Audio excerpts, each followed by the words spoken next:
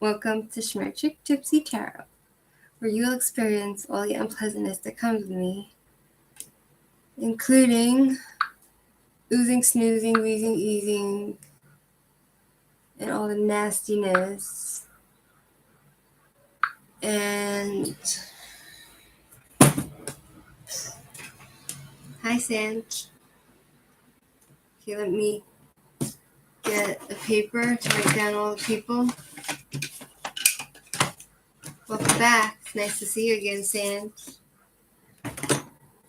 And you all have to have patience. If you want your turn, you'll have to wait because I'm only one person and I'm pretty slow as well. So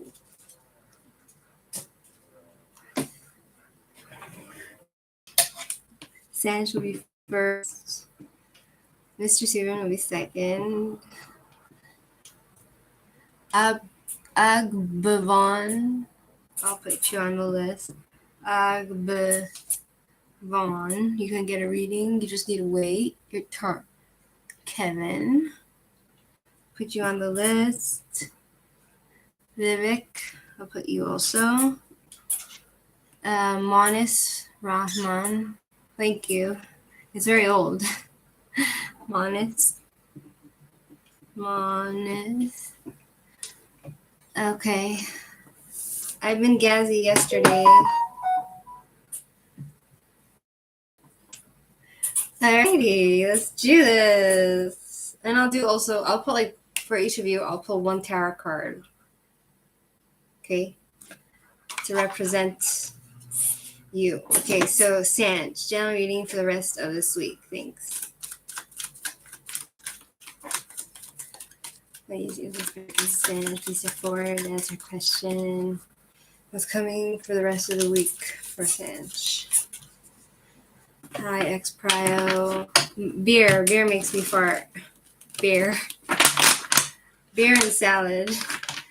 Eat salad and beer together and you're gonna fart all day.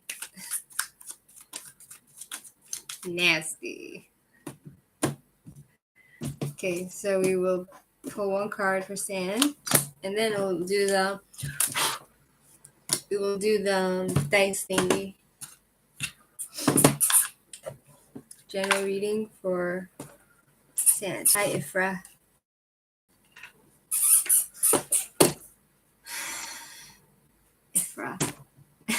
I already did.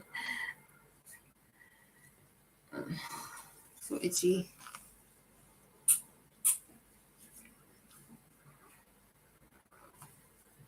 You drink beer and eat it. Okay, so let's pull the. Yeah, I put you down if you're on the list.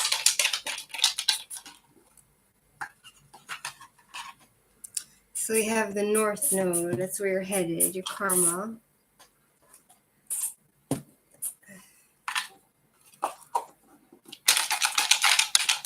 Wow, hi aesthetic. Thank you for subbing. I appreciate that.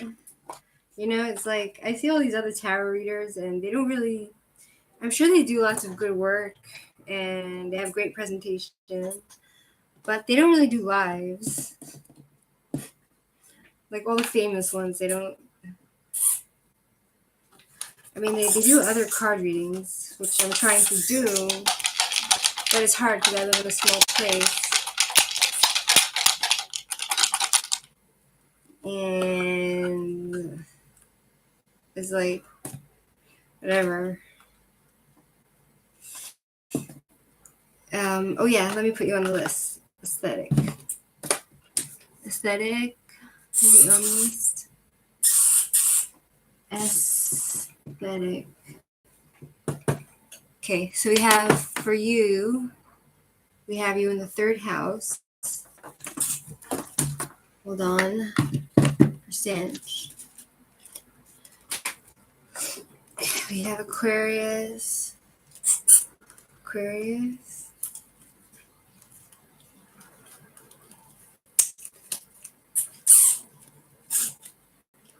We have Aquarius, water sign.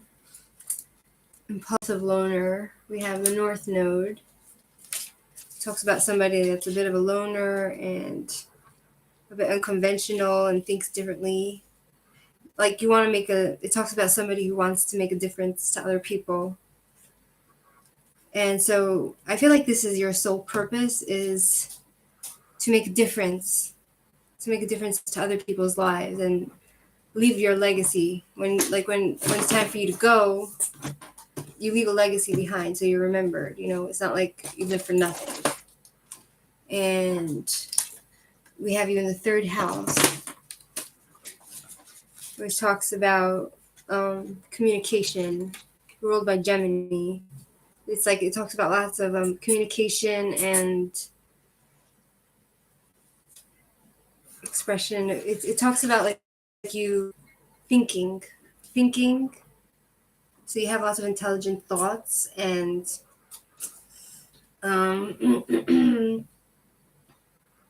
it talks about like relationships. It could be complicated relationships, simple relationships. It talks about you like doing lots of communication to give or receive messages, electronic communication. So if you're expecting a message, you'll probably get that message this week. And then we have Aquarius. Yeah, it talks about somebody who is unconventional and independent and philosophical, but can also be like a bit detached. And then we have Page of Pentacles. So I believe like you're gonna have something new coming your way. Pages are also talks about like young people and messages.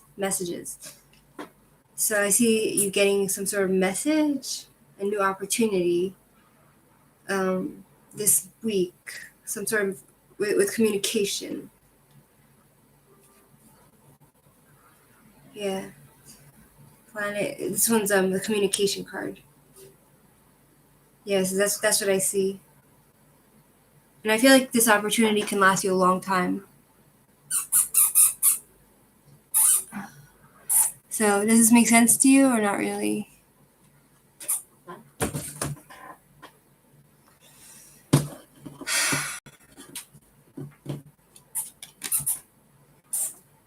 Drink. Itching. I thought I had lice last night. It was really bad.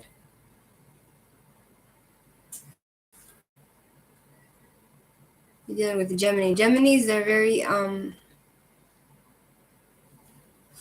intelligent, they're very smart, they're very sensitive. They can be sensitive, but they're two-faced. Sometimes they can be they can show you one way of being, and they have like two personalities. And they can be aloof. They can act snobbish. Hey, Christina Hendricks, I followed your Instagram a while back. I get to make the live. Oh, hi, Christina Hendricks. I'll put you on the list. Okay, Christina, put you on the list. Let's go on to Mr. Subin. Let's put this here. The third house. You're welcome. Okay, so let's do this for Mr. Subin. Give me a card for Mr. Subin.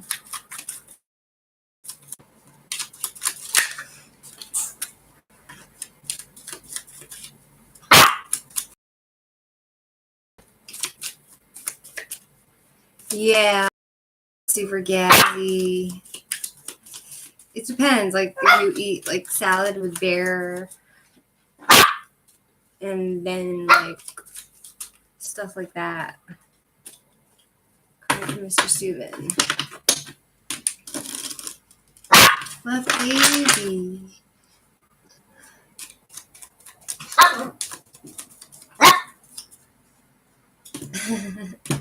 It's probably a male. Okay, so we have Two of Pentacles, which makes sense because I've got this card for you before, Mr. Subin. My baby, come here. Hey, Love you. Let's take off your little thingy. Should we take off your little chain here? Should we take off your collar? Yes. Alexandra.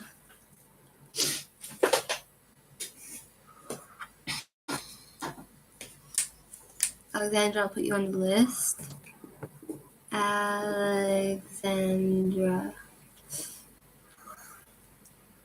And it took me a while mentally to come out. Oh, so you're female. Okay. Well, that's nice to know. A female likes me. Most females don't like me. Most women don't like me. Like they just don't like me. Or if they do, there's usually something wrong with them. You know? Okay, so let's do for Mr. Subin. Pronouns are she, her.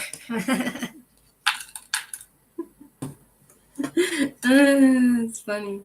It's not funny because it's like the world we live in today. You have to like explain yourself to people. Yeah, I'm she, her. In the old days, nobody ever like thought like, oh, I'm gonna misgender somebody. No reality. Every time you find it exciting more reason. Oh, you made my day, Christina. You made my day. We have Neptune for Mr. Subin. We have, let's see which house we have you in.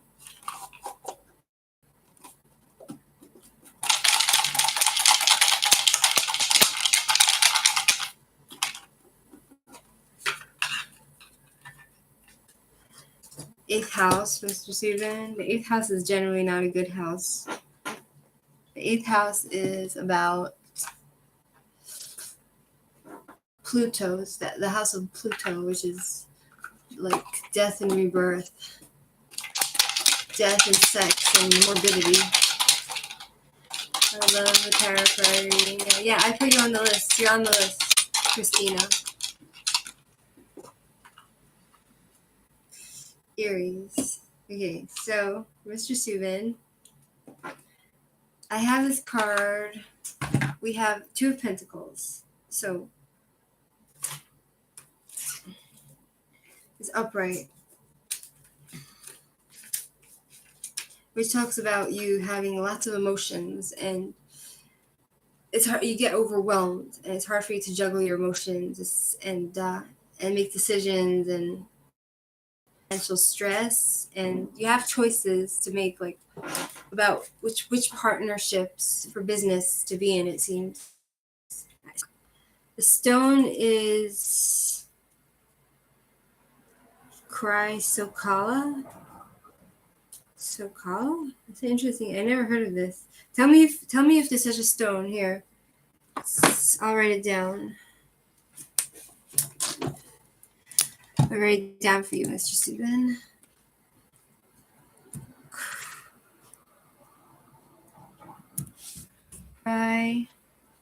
Sokola.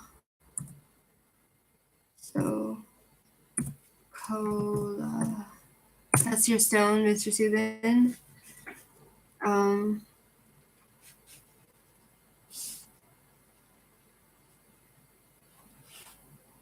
So it seems like you have like trouble balancing your schedule and your life and your emotions. And then I pulled the planet of Neptune, which talks about, hold on.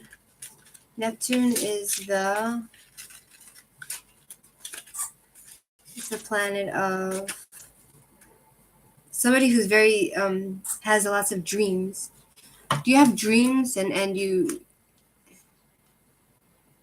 you have dreams? It talks about somebody who's very connected with their intuition and has lots of dreams, and also you might be a bit psychic.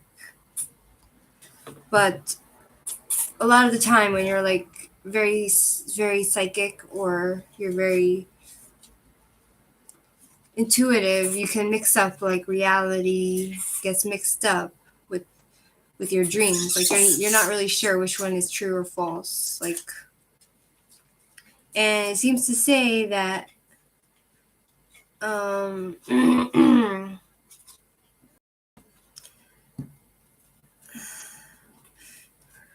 it talks about like nerves in the body that can be affected because of your stress. Do you understand? And am I gassy? I don't know about that. Then it's in the 8th house. Neptune in the 8th house. So hold on. I'm looking for it. Itchy. Why am I so itchy?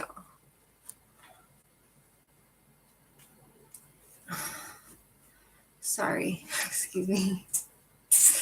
So inappropriate. Okay. Mercury, Venus, Mars, Neptune. It's about the subconscious. So it's all about the subconscious. So it seems, Mr. Subin, that a lot of the problems that you have is kind of like, you know, it talks about your thinking of the 8th house is about the subconscious. Because a lot of your problems is something that you feel inside of you. You know, it talks about taxes, intimacy, shared finances. Do you share your finances with people? Like, do you have like I'm not saying you're schizophrenic. I'm just saying that sometimes when you are very intuitive, then you might think, like, you might know in your heart certain things, and then you think you know something, and then it turns out to be not true, so that can get mixed up. You know what I mean? I'm not gassy, no. Maybe I am, I don't know. I see you, Agbavan. I'll get to you. You're on the list. So yeah, so it talks about like the subconscious. The 8th house is about death, taxes, sex, intimacy, rebirth cycles, to become one, reproduction. Yeah, it's like two people becoming one. You are like number 5. From what I know, people drop out, so you might get there sooner. Shit, I'm itchy. Excuse me. What's wrong with me? It's the weather. Scorpio also talks about like it's morbid thoughts. It's like your subconscious, you're thinking like a lot of morbid thoughts.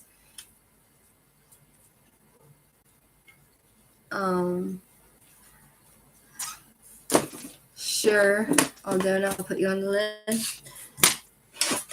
So that's number 8. 8 is the house of Scorpio. Transformation, sex, like death, sex, transformation, things changing. I feel like things are changing for you or will change. Oh my god, I got it all wrong. 1 second. Intimacy, death, transformation. Yeah, Pluto, transformation and sex, rebirth. I wonder if you'll meet somebody and Mr. Subin and you'll be with them for a time. I wonder if that's what this is trying to say. You know what I mean? Hi, Mohaha. Put you on the list as well. And then we have Aries, the 8th house, and it's in Aries. Mohaha. So Aries is very not afraid of a challenge. Aries jumps in with both feet. So you need to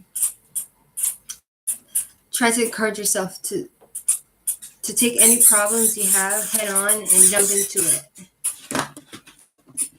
Do you know what I mean? Aries. Aries is Aries. You need courage. Don't be afraid to get into a fight with people. So itchy. I'm itching in the wrong places.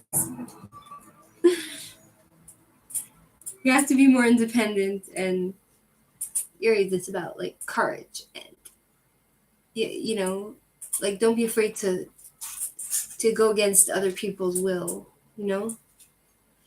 Yeah, Aries is a fire. It's a fire sign. Yes, Lily. I'll put you on the Lily. So I feel like it's all about like kind of trying to think positive thoughts and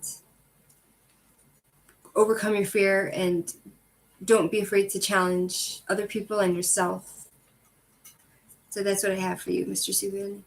And yeah, I wouldn't be surprised if you found somebody, I don't know, soon to be with.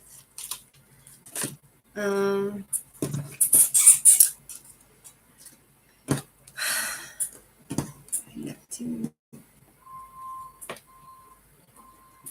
Not blunt, but just don't be. You could speak your mind. Don't try not to be rude, but like you could speak your mind. If there's something that you're afraid to do, don't be afraid to do it. That's what it seems to say. You are added. I added you, Lily. Okay, next is Agbivon, you there? Me and my girlfriend get into an argument and she asked for space because she's seeing other people. Let's see, Agbivon. You and your girlfriend got into an argument and she asked for space. She's seeing other people. You're welcome, Mr. Steven. It's quite a list. There's like probably 10 people or 9 people. Lily. She's seeing other people.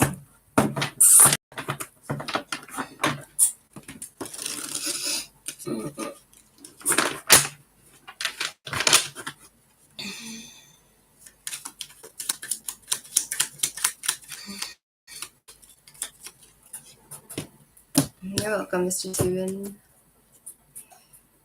2 of... I see you getting back with her. I see him, Abgavon. I see you getting back with this lady. Or she's... Is it with somebody else? Repairing a relationship with somebody else? Or... Okay, let me pull these... The dice and the planets. She's seeing other people.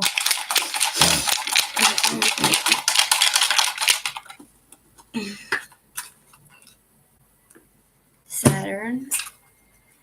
Is she seeing other people?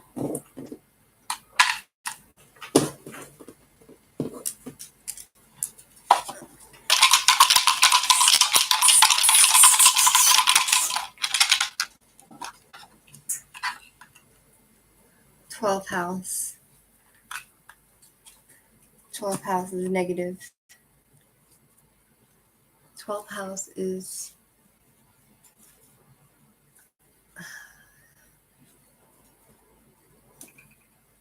subconscious. Somebody who thinks. Hold on, let's see what else comes for Abgavon.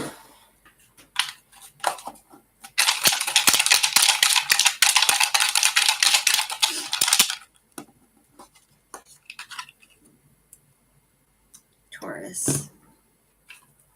So is she seeing other people? That was a question, right? So let's see. A repaired relationship. 2 of Cups. 2 of Cups. Choices, decision. Business partners. She's seeing other people.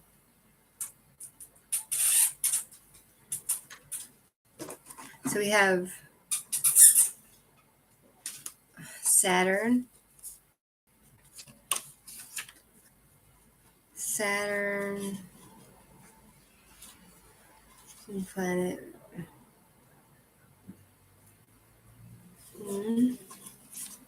Venus, Mars, shit.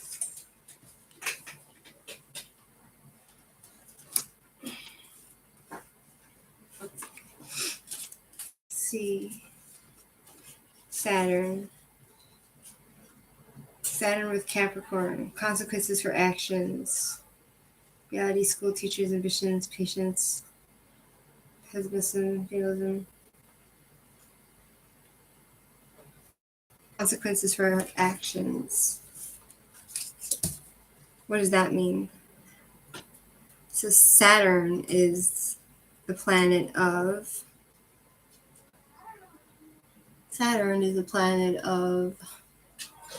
reputation and social status. No, that's the 10th house. Saturn means your status, consequences for actions. Hold on. Yeah. Obligation. And then we have the 12th house. Hold on. Hi, Mountain. I'm going to put you on the list, okay? Most of you will drop out, so maybe I'll get to you sooner. I see your question. Okay, so we have the 12th house. Endings of service, afterlife, subconscious, psychological problems. Yeah, I would say she's probably seeing somebody else. Maybe I'm wrong, but Taurus, practical, responsible, dependable. She's bullheaded. She likes her comfort, but then it says she's loyal. So I'm trying to figure out. Taurus is earth, earthy, which is dry and cold. 12th house talks about your shadow self, subconscious. Surrender, dreams, intuition, retreat. Disassociation from reality and Saturn. I wouldn't be surprised if she got back with like an ex. Let me ask the pendulum just to make sure. Is she seeing anybody else? His girlfriend seeing somebody else.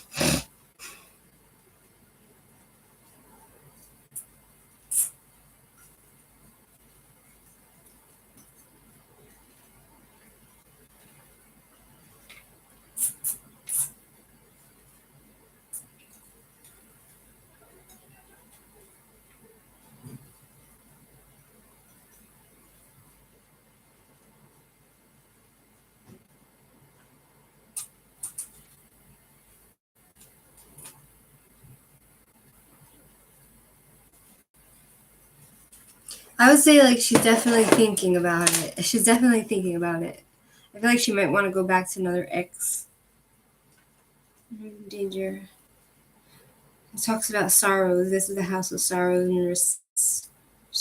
Ending of service. I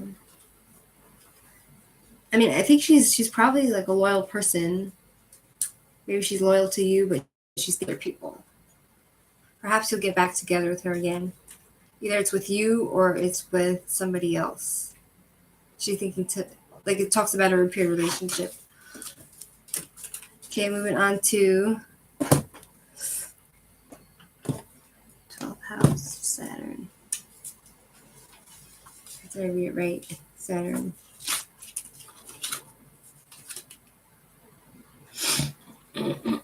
Capricorn's loyal.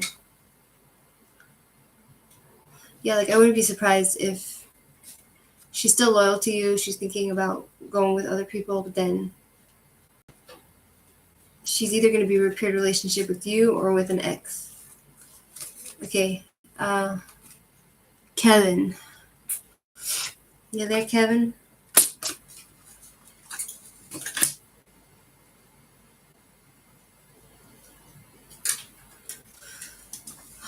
Subconsciously, she wants to go with her ex or somebody else, maybe. Kevin, you there?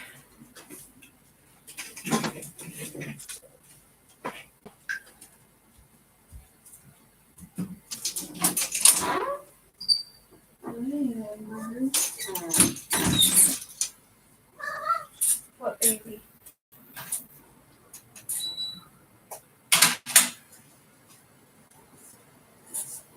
What's she looking at? Hello. Okay, Kevin's not there. Fine. Moving on. Vivek, Mumanta, Pendi Up, Sunata, Navya, and Family Bugs, JBS, Asamar, Anita Sharma, Vlogs, Neetu Yadav, Love Channel, and Mrs. Parmila Fart in upcoming live. When did they do? When did they will do? Did they done before? That's like a loaded question, Mr. Vivek.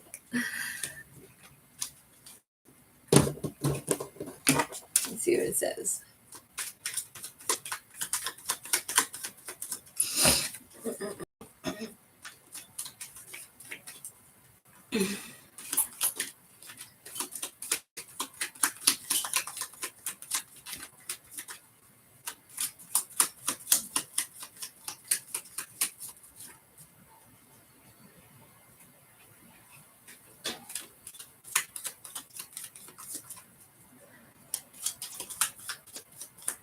What number are you? You are. You're so funny. You call me queen. That's funny. You are. 1, 2, 3, 4. You're after 4 people. But they all drop out. You see, like, there's no one watching, so you might just get reading faster.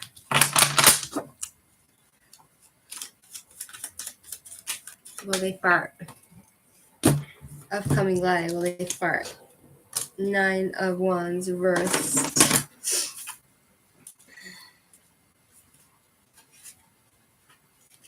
9 of Wands. Exhaustion, fatigue, questioning motivations, or doubt. Pointless struggles. No, they don't want to fart. No, Vivek, they don't want to fart because she says, like, what's the point? Like, she's done. She says, what's the point, Vivek? Oops. Then we have Monas.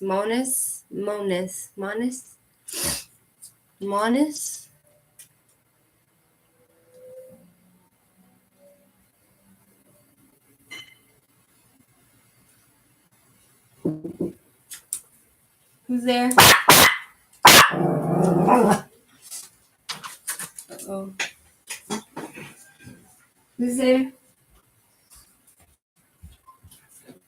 Who's there? Who's there?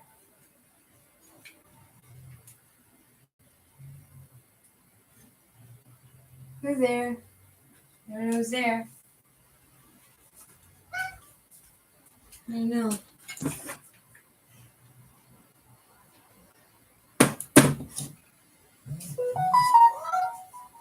Oh, it's you.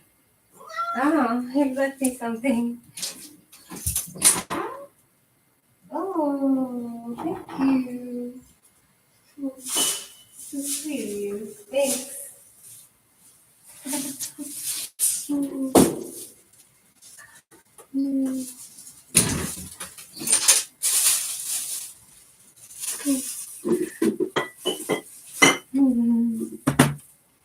Thank you so much. It's so sweet of you.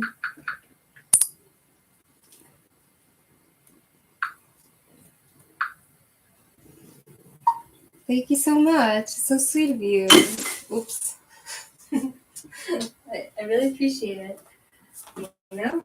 You're being really nice these days. Thanks.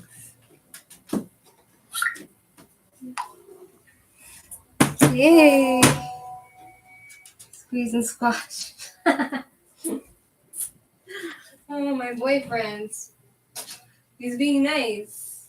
I don't know, he's changing. He's being nice. Right? Is he being so nice to me? I feel so lucky he's being nice to me.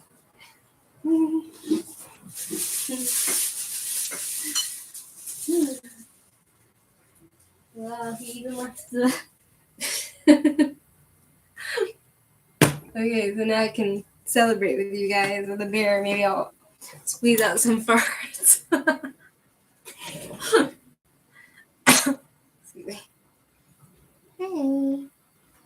Hi. I love you.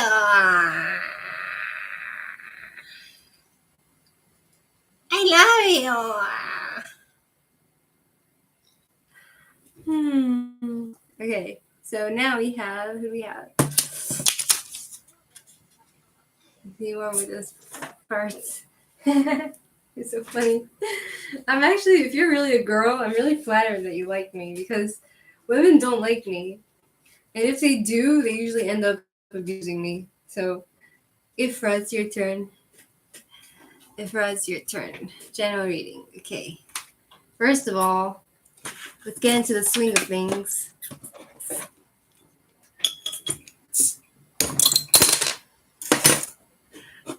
L'chaim. Okay.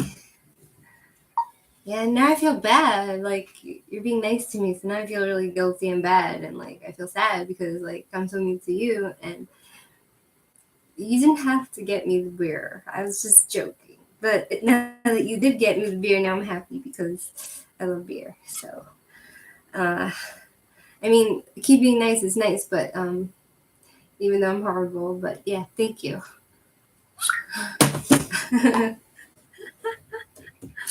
Okay. Yeah, let's do your reading, Ifra.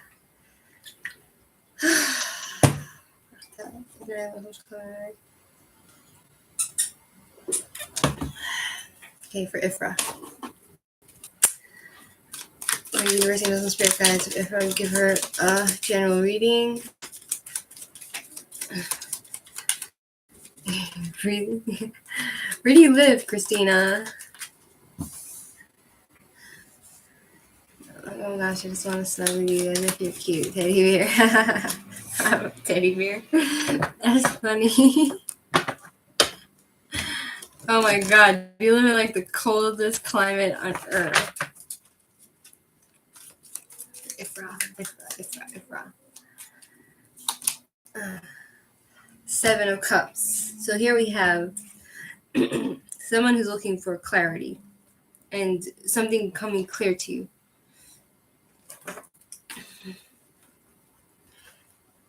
Seven of Cups. Wow. It feels like it talks about somebody who's looking for clarity and somebody who's feeling like they have lack of purpose and they're confused and they're going in the wrong direction. And let's do for Ifra the planets. I want to see if I could kind of get clear with this. I can get more information and with this astrological thing, you know what I mean? Mercury, communication. Who are you communicating with? Messages, electronic messages, travel maybe. Maybe you're looking to travel somewhere, Ifra?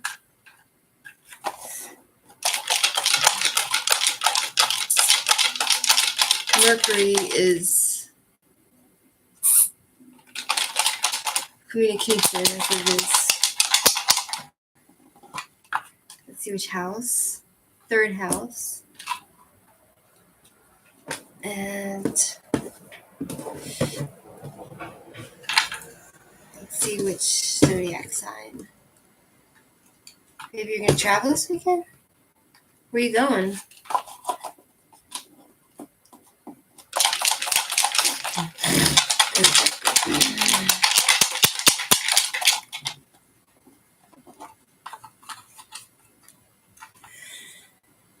Pisces.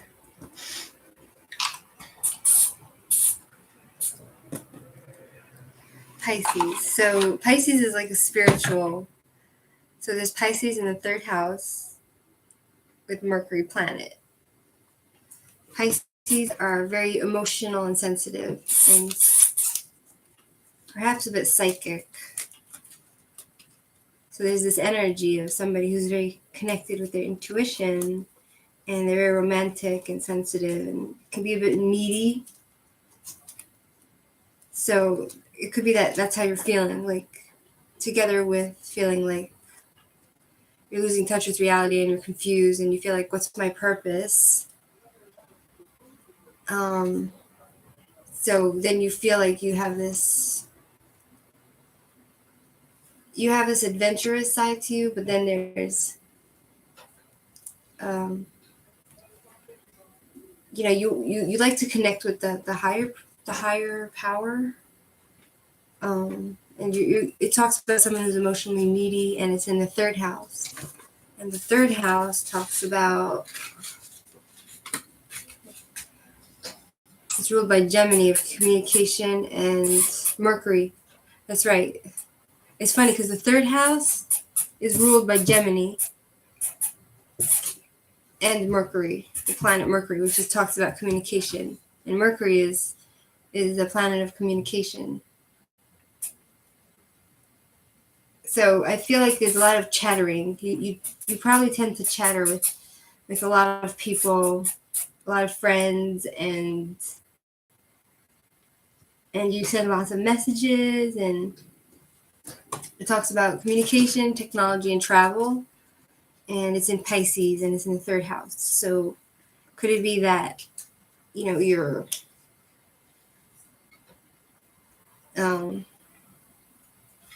because of your sensitive nature, if you have this sensitive nature, that's why it's you feel like you're very spiritual, right? So you think a lot. Like Gemini is very intelligent, and they think and they talk a lot as well. You know what I mean? It talks about also like relationships with relatives and trips that are either short-term or long-term travel or short-term travel. So yeah, that's what it seems to be saying. Like also for you to connect with the divine is a very strong priority for you. That's what it seems to be saying. So oh.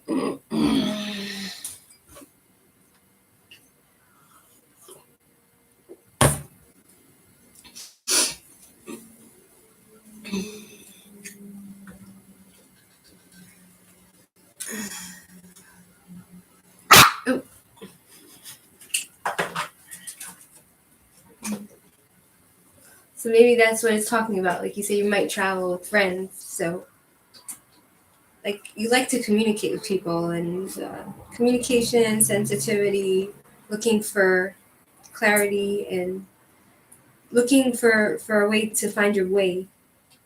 Do you know what I mean? That's all I have for you, I guess. You asked for general reading, so I hope that answers your question. 3 Pisces. Mercury. Okay. Next is, see, I'm losing touch with reality too. Like I'm getting confused. Like, who's next? Pathetic, it's your turn.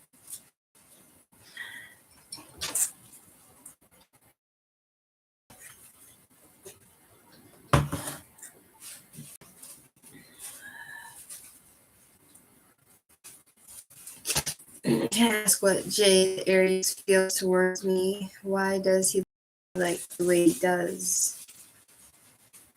Okay. Hi, Brandy, Alaya. You're welcome, Ifra. Okay, so let's pull one card for you, aesthetic. Sure, Brandy. Put you on the list.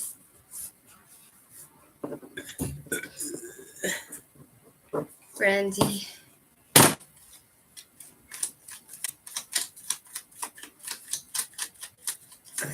Why does the unity of the spirit guides of aesthetic? Why does Aries? What does he feel towards aesthetic? Why does he look at her the way he does?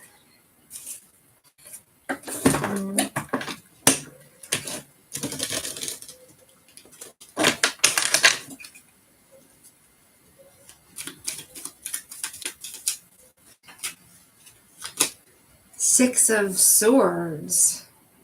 6, perseverance, mental clarity, having lots of baggage. This guy has lots of baggage. Perhaps he thinks you have lots of baggage.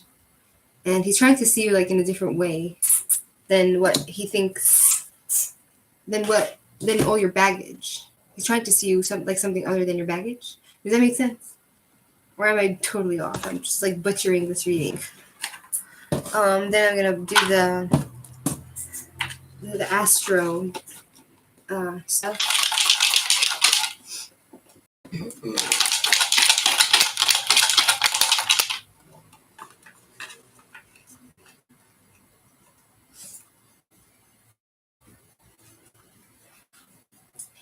Then there's Mercury, communication. He's trying to communicate something to you.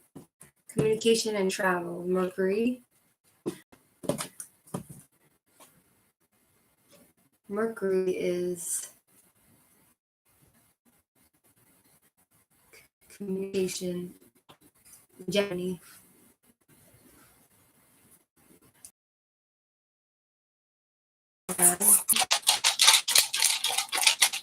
No, Gemini is not the analytical. Gemini is just somebody who thinks philosophically and is very intelligent and trying to see from two different points of view. You know what I mean? He's trying to understand you, I think. He's trying to understand where you're coming from and see you like something other than your problems. So it's in the 11th house. Does this make sense to you, or I'm totally off? So I have to read it a different way. Do you know what I mean? Oops. Let's pull this. This is the house. 11th house, Mercury in 11th house. I haven't really shared any baggage with him. I'm sorry. I don't know why I'm laughing. Yeah. Maybe he's just trying to figure you out, like see who you are. I don't see anything romantic. Virgo, yeah, analyze you, exactly. Virgos are analytical. So I just got the planet of Virgo, which is, but the reason, why would he want to analyze you? That's the question. Virgo, maybe he's trying to see why you're so, are you cold to him? Hold on. Virgo, perfectionist, getting things done, details. He's into details. Also, like Virgos is like a virgin. Are you a virgin? You're trying to figure out maybe if you're a virgin. That's just feeling I get. I feel like you're friend zoned.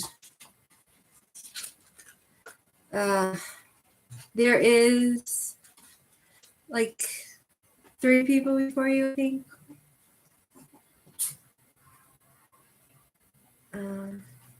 Not feeling nice to him. Yeah. Okay, so this is about friendships, relationships, social justice, futuristic groups of like-minded people. I wonder if he's trying to like recruit you into some sort of group. Like to make change. He wants to make change. So I feel like you're in your friend zoned relationships. It could be. I don't see anything romance here. I feel like you're just gonna end up being acquaintances, and he's just trying to see like where you come from and try to recruit you. Mercury side connection is not good. I'm sorry, my internet sucks. Maybe I'm gonna move soon and I'll get better internet. So we have Mercury.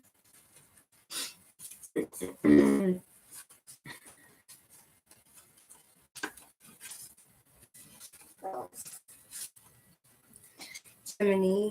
Mercury's in Gemini. Gemini is seeing from different opposing views. That's what I thought. Communication. Rash. He's trying to pick your brain. But why? He wants to like see where you come from so you can be in some sort of think the same way and like do things together as friends. I don't see anything second. It's purely mental. You understand? It's just mental. Hi Amber.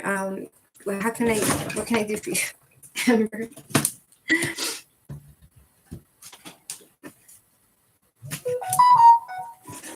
You missed. My mother sent me a message. You missed the day, so you can't say the bracha, but I can still do the bracha. Without bracha, okay. Okay, love you. Okay, love you. Okay, love you. Oh. You get it? Stephanie Hayes, like the video, and the question is, well, I'll put you on the list. Yeah? Stephanie Hayes. I feel like it's purely mental. There's nothing emotional about it. It's mental. You know, it's like you thought. Like he wants to understand like what your views are, where you come from, trying to see you from a different perspective. Maybe he wants to recruit you to some sort of group. Like in his friends group, like invite you to parties and stuff, maybe. Okay.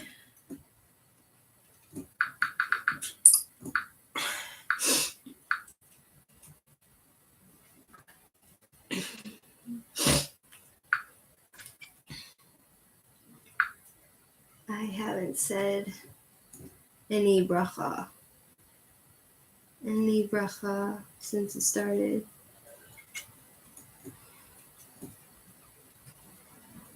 Since the Omer.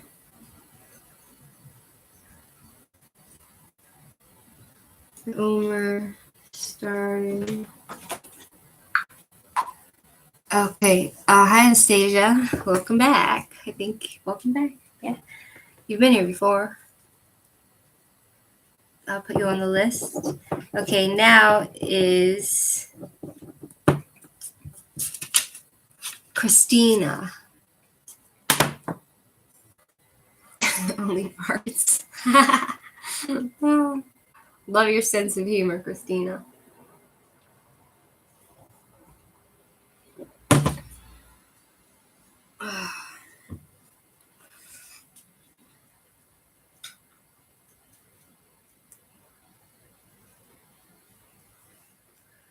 I was born this way. Okay, it's your turn. Excuse me. I just made a fart. Disgusting. You know, I used to enjoy the smell of my farts, but now it doesn't smell good anymore. I feel like it's like it's a fuse of like a toxic bomb. It smells terrible. It's Christina's turn. She has to write her question.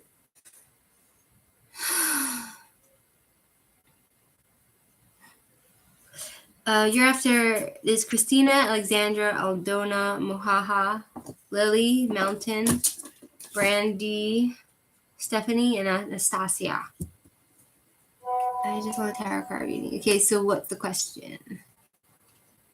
If completely missed, we gotta get completely, then you cannot say it with Rachanur can continue without. So, but I missed many days. What does my future hold? Okay. What does Christina's future hold? Do you want me to do the dice thingy? The astro dice thingy? With this?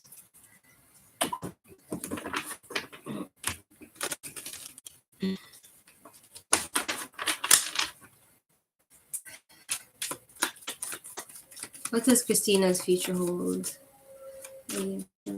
Christina, just for an answer question.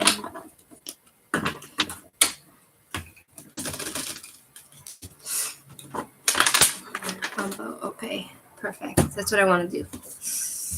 You're Pisces. Wow. Okay, eight of Swords talks about somebody who's completely stuck in place. Somebody who's completely stuck and bound. You understand? And it feels confused. Confusion. And if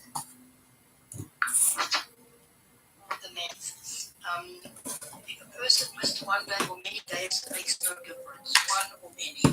But you start where you are from today, and you say it, but without a bracha. You can't say the bracha. If you missed many days, or even one day, you can't say the bracha even by night. But you just count without the bracha. Yeah, my mom. We have Venus. Venus, very feminine energy. Venus in which house?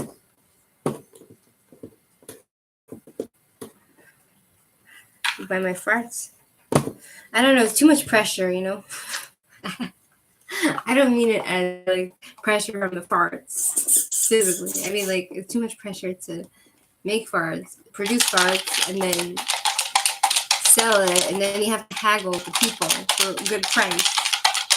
You have to like hustle and with the people for a good price, and I'm just like, I'm not a hustler. Sixth house. Sixth house. Let's see which. You know, if I had a business manager, then I have to pay the business manager.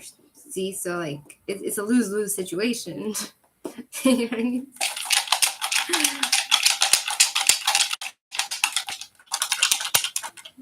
Okay. What's coming towards Christina? Aquarius in the sixth house. So we have Venus. We have Eight of Swords, which talks about you feeling trapped and not independent, stuck in your place and severely confused, like you can't see the way through, and you feel sad and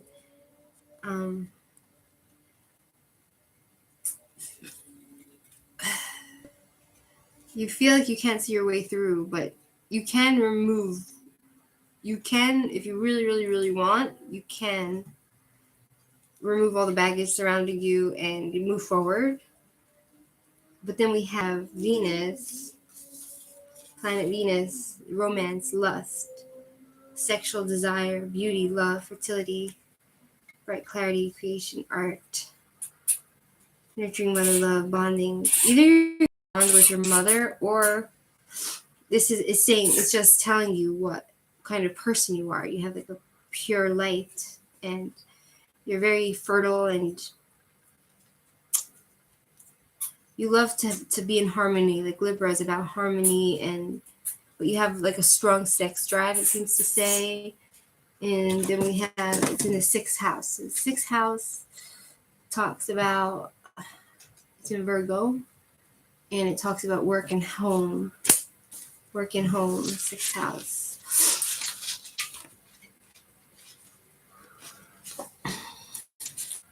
Daily work, health service, health hygiene. Planet Mercury, sixth house.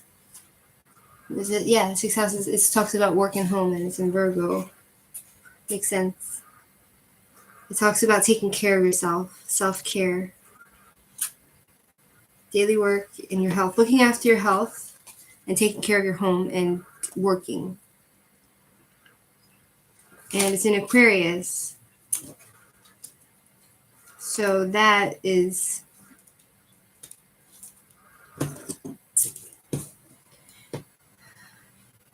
water, assertive, impulsive. It seems like you might be a bit of a loner sometimes, like an impulsive. It talks about somebody who might be impulsive loner and feels detached from people somewhat. And but you think outside of the box, and you have a desire to make a difference to people. If you want, you can do that by just being of service to yourself, taking care of your health and your home and like your pets, and following with your routine. And I feel like that will also help you to get out of the stuck feeling, like you feel like you're trapped with all your baggage surrounding you. You know what I mean? The family of my partner lives almost a full province away with her family. Aha. That must be tough. You know what I mean? Yeah, so it's like you're feeling severely confusion and you feel like you have all your troubles surrounding you.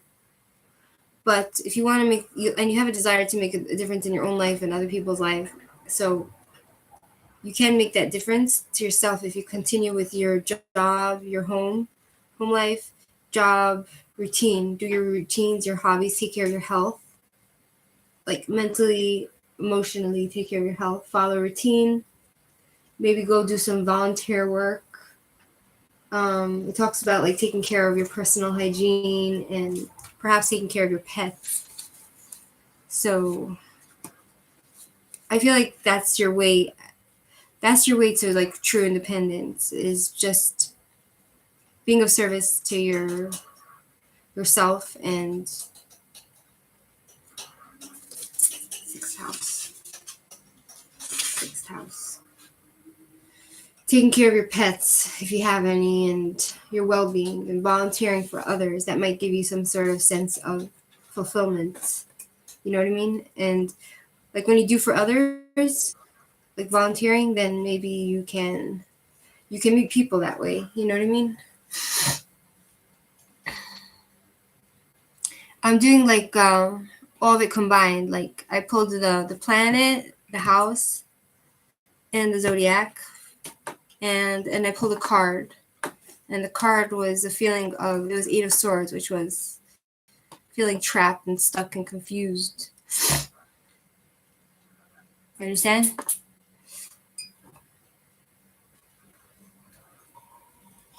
No, you didn't miss your turn. Mohaha. After Christina is Alexandra.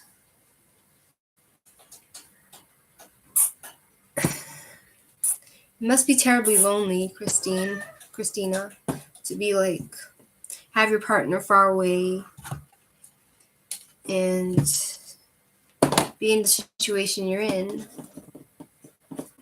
Thanks, Alexandra. What's your question?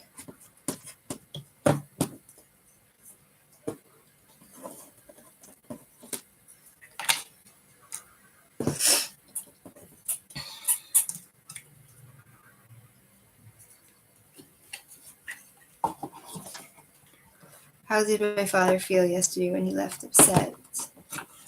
Family gathering we had. The family. How did your father feel?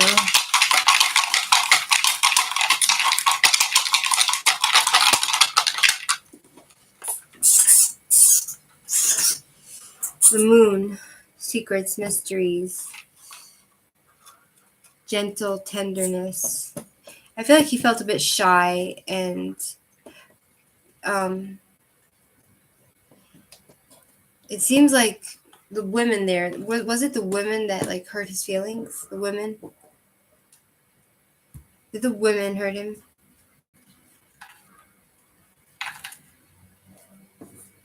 Because the moon talks about like mother energy. Ah, okay. So the moon, I feel like, 1 second, be more clear if I pull this. In the first house, self. the house of the self, beginning of identity, how he felt about himself. How do you feel about himself? Let's see. And I'll pull one card.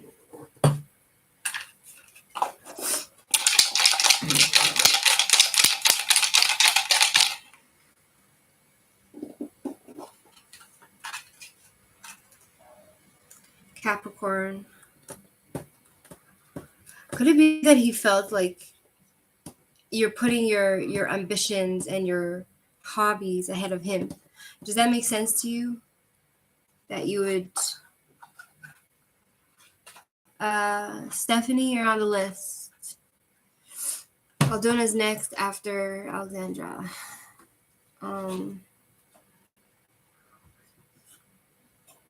Could it be that that's how he's feeling? Because Capricorn is... Capricorn is... It's like an earth, dry and cold. Maybe he felt you were a bit cold to him. And like he's like very sensitive. I feel like he's very soft inside. Because we have the moon here, which talks about like he wants your family to be like nurturing, but he feels alienated. He felt alienated because of the patterns. It keeps repeating the same patterns, it seems to say.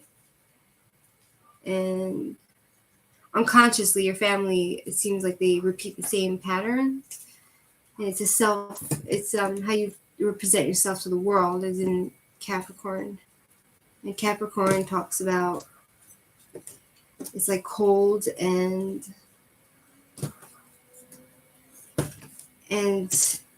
loyal, but also kind of putting your ambitions ahead of a person's feelings or their family. Hold on. Capricorn. Goal-oriented, disciplined, practical, driven, consistent. I feel like he felt like it's a consistency your family has by unconsciously repeating the same habits and patterns that alienate him, make him feel alienated. You know what I mean? Let me pull a card. It's okay. You're after Alexandra Aldona. Soon I'll get better internet, hopefully. Let's get a card for Alexandra. How would you feel? Hi, Latoya. Welcome back. So nice to see you. Positive energy, I feel it. Latoya, I feel it.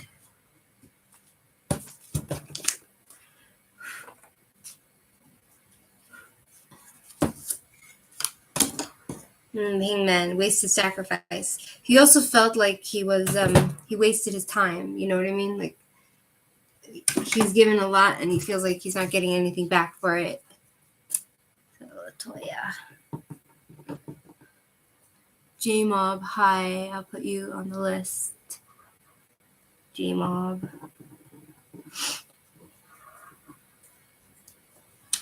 Hey. Where are we? So, I hope that answers your question, Alexandra. I don't know, my internet sucks. It really does.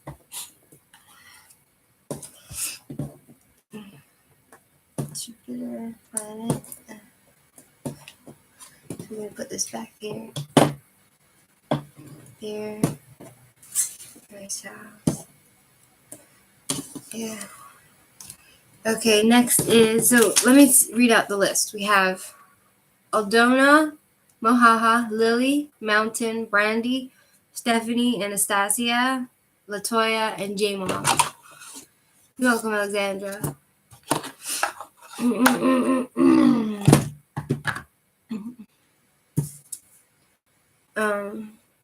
Alexandra, I feel like your father has like feminine energy, which I mean, I think he has both. He has kind of like a severity and an aggression inside of him, maybe, because the moon is like aggression in Jewish philosophy. But but he's also very sensitive, and he's very he has very tender softness inside. And when he feels hurt, he kind of feels like it was all for nothing. Like, what did he come back for again? Okay, Aldona. General reading for Aldona.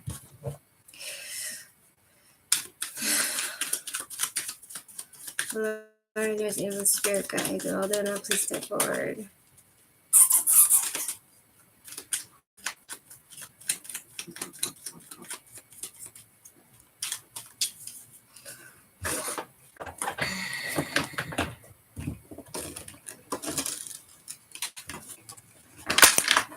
The universe, angels, and spirit guides, please step forward and answer. Give Aldona general reading. Aldona, Two of Cups, soulmate card, repaired relationship, maybe, soulmates, partnerships, love. Then we have, I'm so sorry, my internet sucks.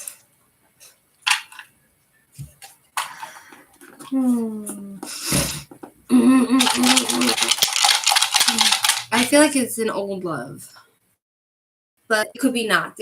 I feel like it's whoever your soulmate is.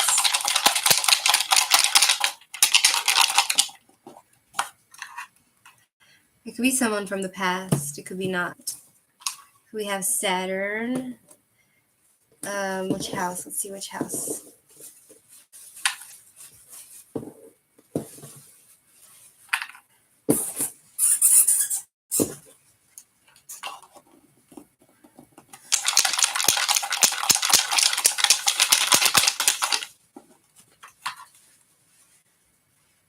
Five, the fifth house.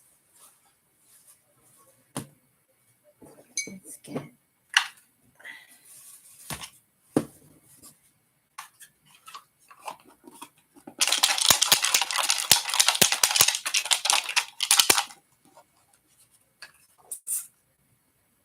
Virgo. Saturn in the fifth house in Virgo. Okay. I'm glad I'm tired of my past. Return to my life. Don't want anything like that. Oh, okay. I hear ya. Saturn. Let's see, Saturn. Harvest consequences for your actions. Harvest. It's like reaping what you sow. Basically, Saturn is like karma. It's like whatever you put in, you'll get out of it. Basically, karma. Also, like ambition, karma, obligation, law,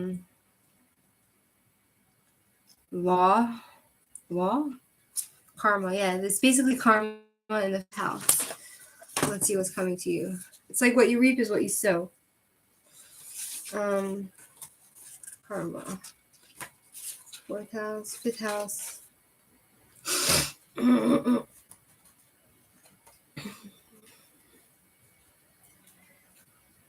Pleasure, creativity. Fifth house it talks about pleasure. Karma in pleasure. Reaping what you sow, so it's your karma, but it talks about you getting being in a warm place and being very creative and enjoying pleasure, and it talks about romance and love. And I feel like you're gonna have romance and love coming your way. How you fall in love? How would you fall in love? Theater, music, and we have Virgo, an analytical person. Virgo, somebody who's critical. I feel like all the lovers that you have, they're all very critical of you. Does that make sense? Hi, Cassavelle. Virgo. Get things done. Are you a perfectionist or somebody else is a perfectionist? Or all the guys that you're with, they're all like kind of, they're very critical of you. In the 5th house. House of Gemini. No, house of pleasure. 5th house is house of pleasure. 5th house. Pleasure and sex and romance and creation, any sort of creation, babies. It's hard for me to fall in love. Yes, every love I had in the past was critical. Yes, so I feel like if you go, you will reap what you sow. Like, so wherever you go, however you behave, karma will get you, and in a good way and in a bad way. And also, I feel like you should go to the arts. Go to, like, I don't know, go to the theater, or they like to solve, like these guys, they try to solve your problems, or you try to solve their problems. But I feel like if you eventually you'll have like luck in romance and love. I feel like you should go to the theater. You might meet someone there, or it's all about problems. Isn't that funny? It's funny because like Virgo talks about people who are solving other people's problems. What, baby? And here it says also somebody who likes to solve problems.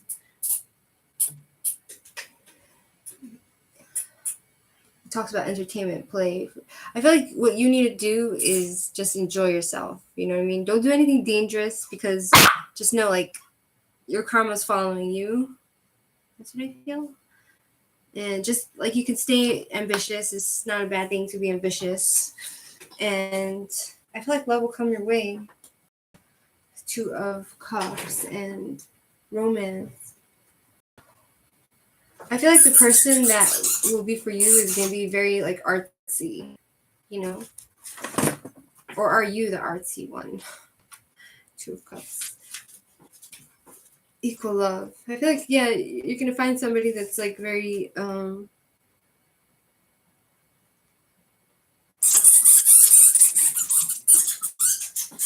that's like you, similar to you.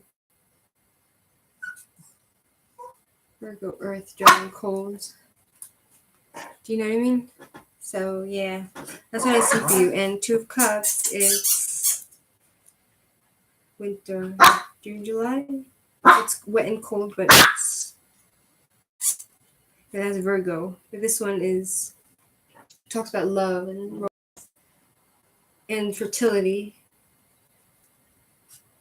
I feel like 2 weeks time. You might find somebody like in 2 weeks time, maybe. If you painted love music, I would love someone like that. Yeah, so I feel like if you find somebody similar to you, you'll be much happier. You know what I mean? Or maybe it's just about finding somebody with like a balance, not somebody who's overly critical. You know what I mean? Because sometimes finding someone too much like you is not a good thing. So, but 1 second. Perfectionist.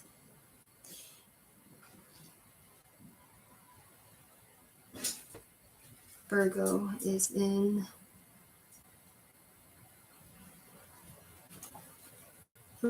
in Capricorn. Mercury, communication, work and home. Virgo. Mercury, work and home.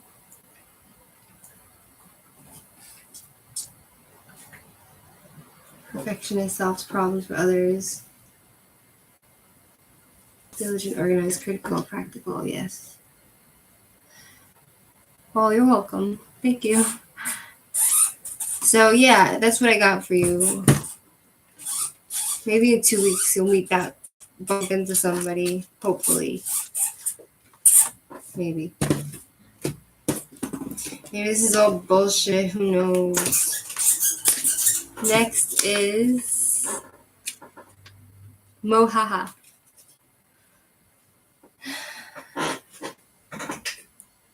Hello. My name is Raspberry.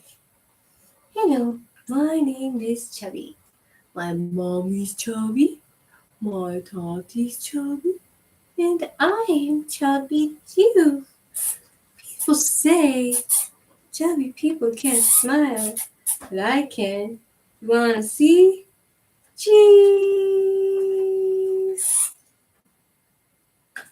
Now it's your turn. What's your question, Mohaha?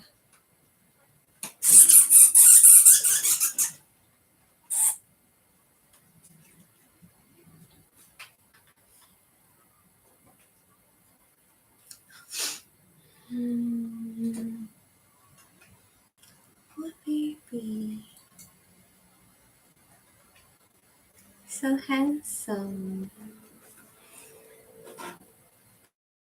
There as well. I just don't have a channel. I'm afraid of being in camera. I don't feel comfortable and I'm shy.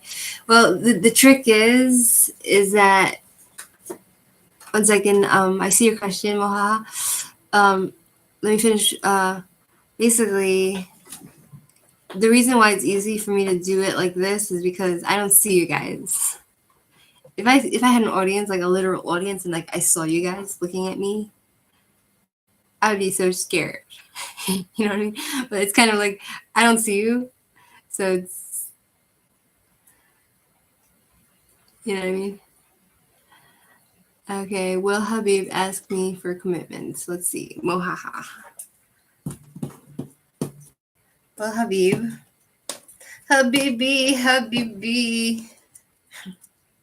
Habibi. Habibi. Will Habib ask for commitments?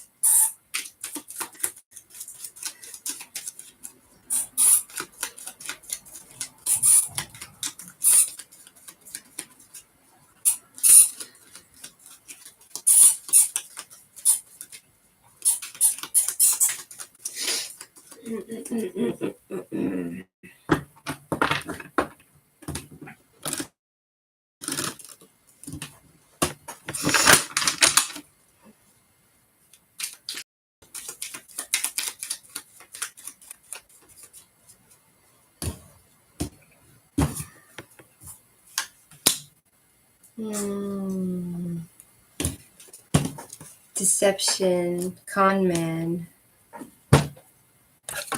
Let's see. Will Habib ask? Mohaha.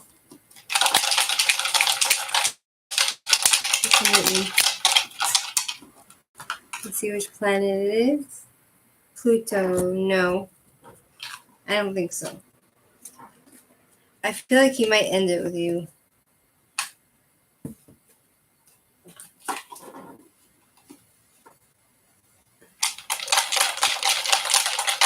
Pluto is death, change. In the 10th house. Pluto in the 10th house. And what is the zodiac? It's in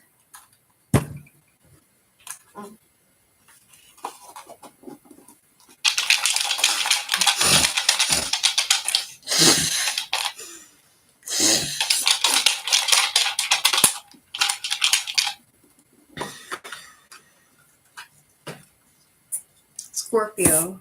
Oh my god.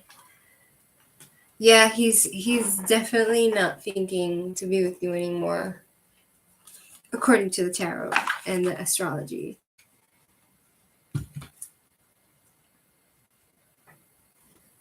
Because we have the Magician reverse, which talks about somebody who's cheating and lying about something, someone who's not honest and has no imagination. And I feel like soon you'll see the truth. And then we have Pluto, unless I'm completely wrong. Pluto is it's in Scorpio. It's like a very dark, like I got it in the right. I got it in the right. Pluto and Scorpio together. No, yeah, Anastasia, you didn't miss your turn. Subconscious force and it's in Scorpio, which is like the sexual. Scorpios are very sexual and they love horror and morbidity.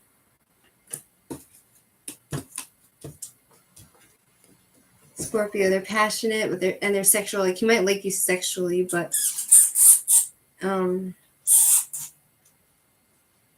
Scorpios are deep, emotionally loyal, jealous, and possessive. But I just see like the darkness. I see him just being a jealous person and possessive, and very sexual, and it's associated with the death card, Pluto, and it's in the 10th house. It talks about Lily. I put you on the list. Oh, you're on the list. In the 10th house. The 10th house is the house of reputation. It's all about status, basically. Mohaha. That's what he likes. He basically the 10th house is about career, purpose, and status. You know what I mean? So 10th house, reputation. He's worried about his reputation. Everything's about how he's seen. He has a big ego. So he cares more for his image and his career more than for you. You understand? So, yeah, I feel like he might just end it with you. So, let me know what happens. Castle, I'll put you on the list. Castle. Okay. Lily, it's your turn.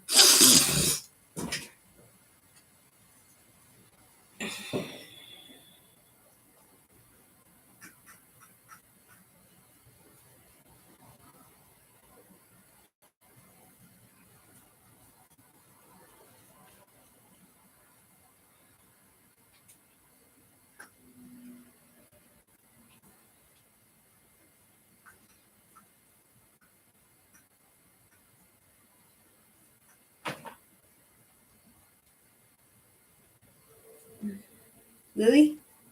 Oh, does H love Bushra? I'm sorry, I spaced out. Okay. So the question is, does H love Bushra?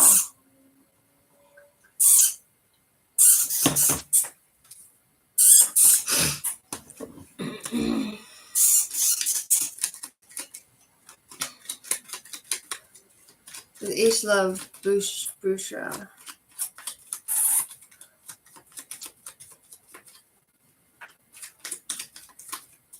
Yeah, I see, Lily. Does H love Bushra?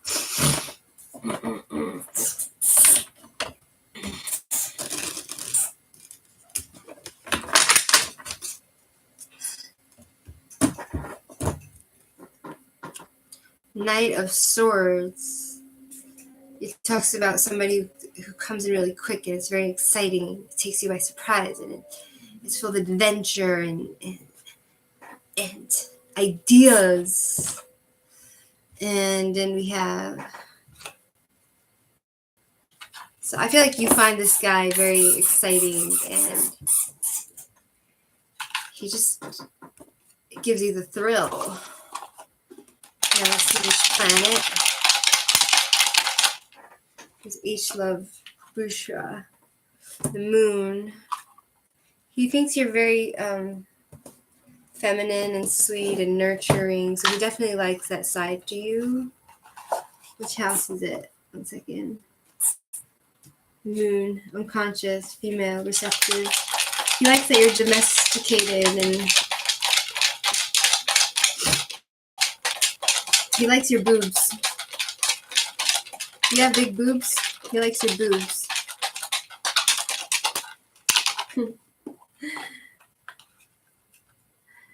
In the second house. So it's the moon in the second house. The second house is about home, I think. Second house is about value and possessions.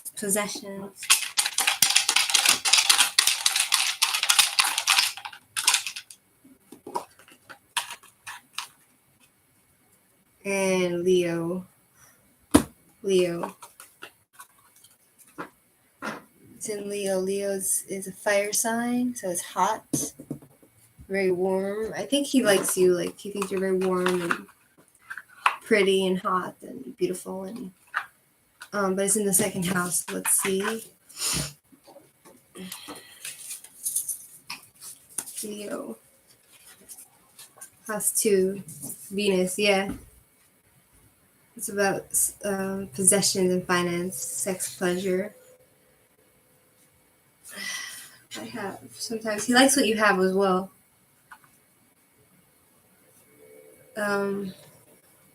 Is your like family wealthy or something? Because he likes what you have. It also talks about self-esteem. I don't know if I'll see the self-worth. It's about self-esteem. Do you have a bad self-esteem? I have. It talks about money and things that you possess, finances.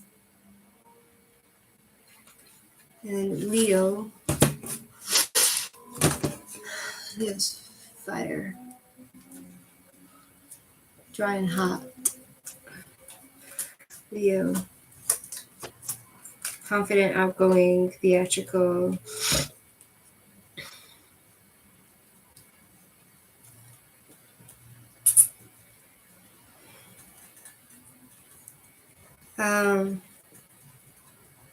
He could be a bit arrogant, it seems like.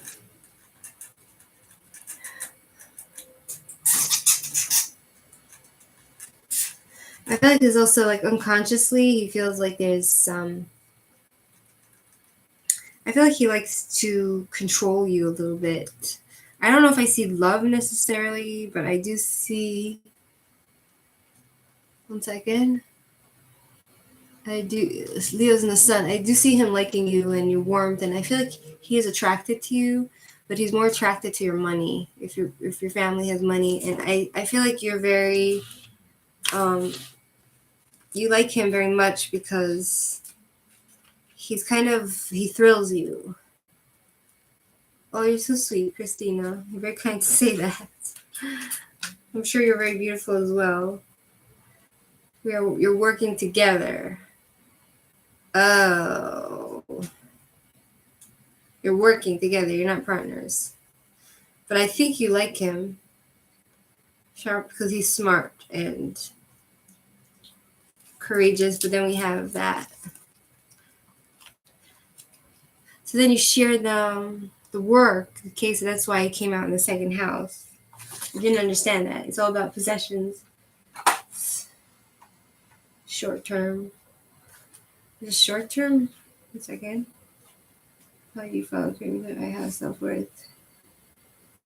Our environment priorities. It's all about what you have and resources. And I feel like he's attracted to you. I don't see love necessarily. But he's like attracted to you, and I think he likes your boobs. You have nice boobies?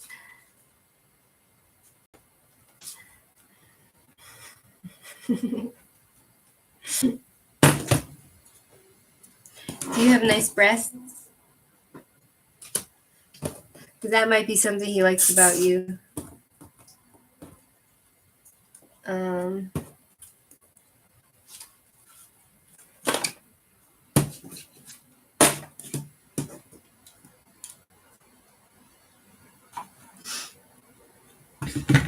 Yeah, so I think he's attracted to you, but he cares more for, I guess, the possessions, the second house of possessions is, and his values and his possessions is he cares more for his work. So, like, if it's against the rules for him to be with you at work, he won't be with you because he cares more for his work.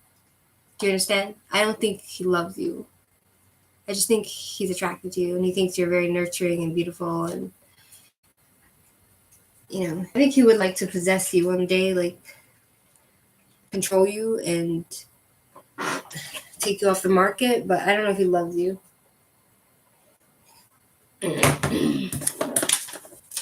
Mountain, you there?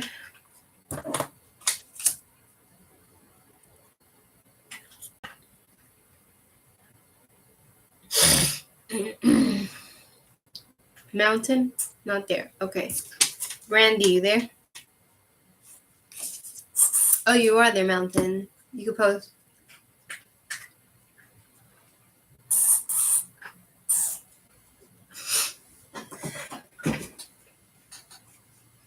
Excuse me.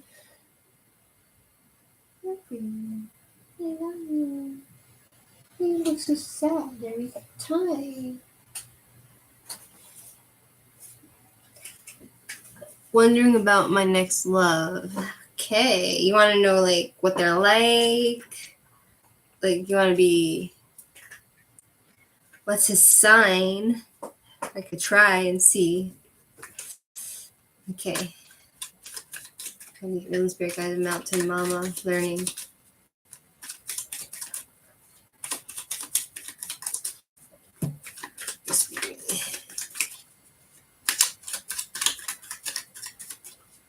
Hi, Shirley. Assign the job, what to do, or closer distance. I'm good, Shirley. I'll put you on the list. I'm alright. Feeling happy. How are you?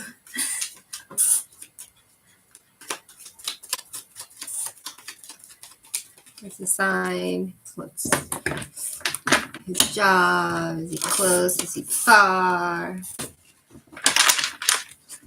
Let's pull the cards for you. Oh, thank you. It's a dress, actually. 6. I'll pull 2 cards for you. 9. Okay. Now let me pull the... what do you call it? Look, see my dress? It's kind of like...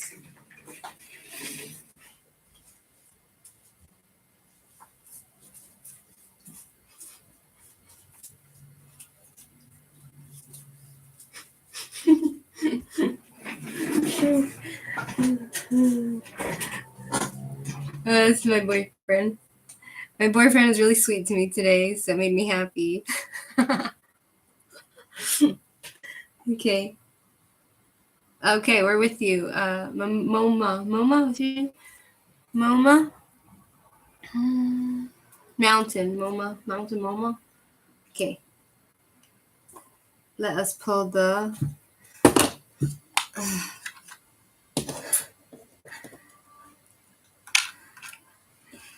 Did he take you shopping? No, he didn't. He bought me beer. Basically, he came to my house, and then I was like, you know what you could do for me? You could bring me beer. Because I wanted beer. And he actually went and he bought me beer. And I was like, I felt so bad because this is a sweet thing to do. Do you know what I mean? It was just such a sweet thing to do. Mama, Mountain Mama. It was just a sweet thing to do, and I was very touched, and it just kind of makes me feel guilty, like,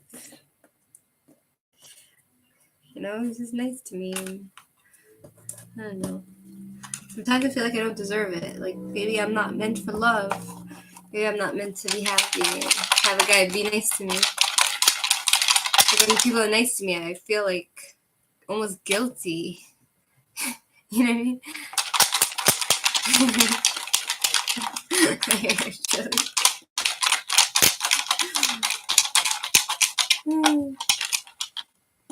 Yeah, I mean, I don't know. It's complicated. You're right, Shirley, but it's complicated. It's complicated. It's complicated. The moon. 3. Okay, so we have for Mountain.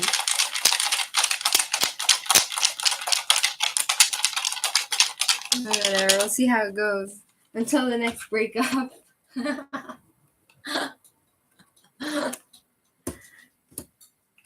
Okay. Gosh, I'm cynical, you know? I'm very cynical.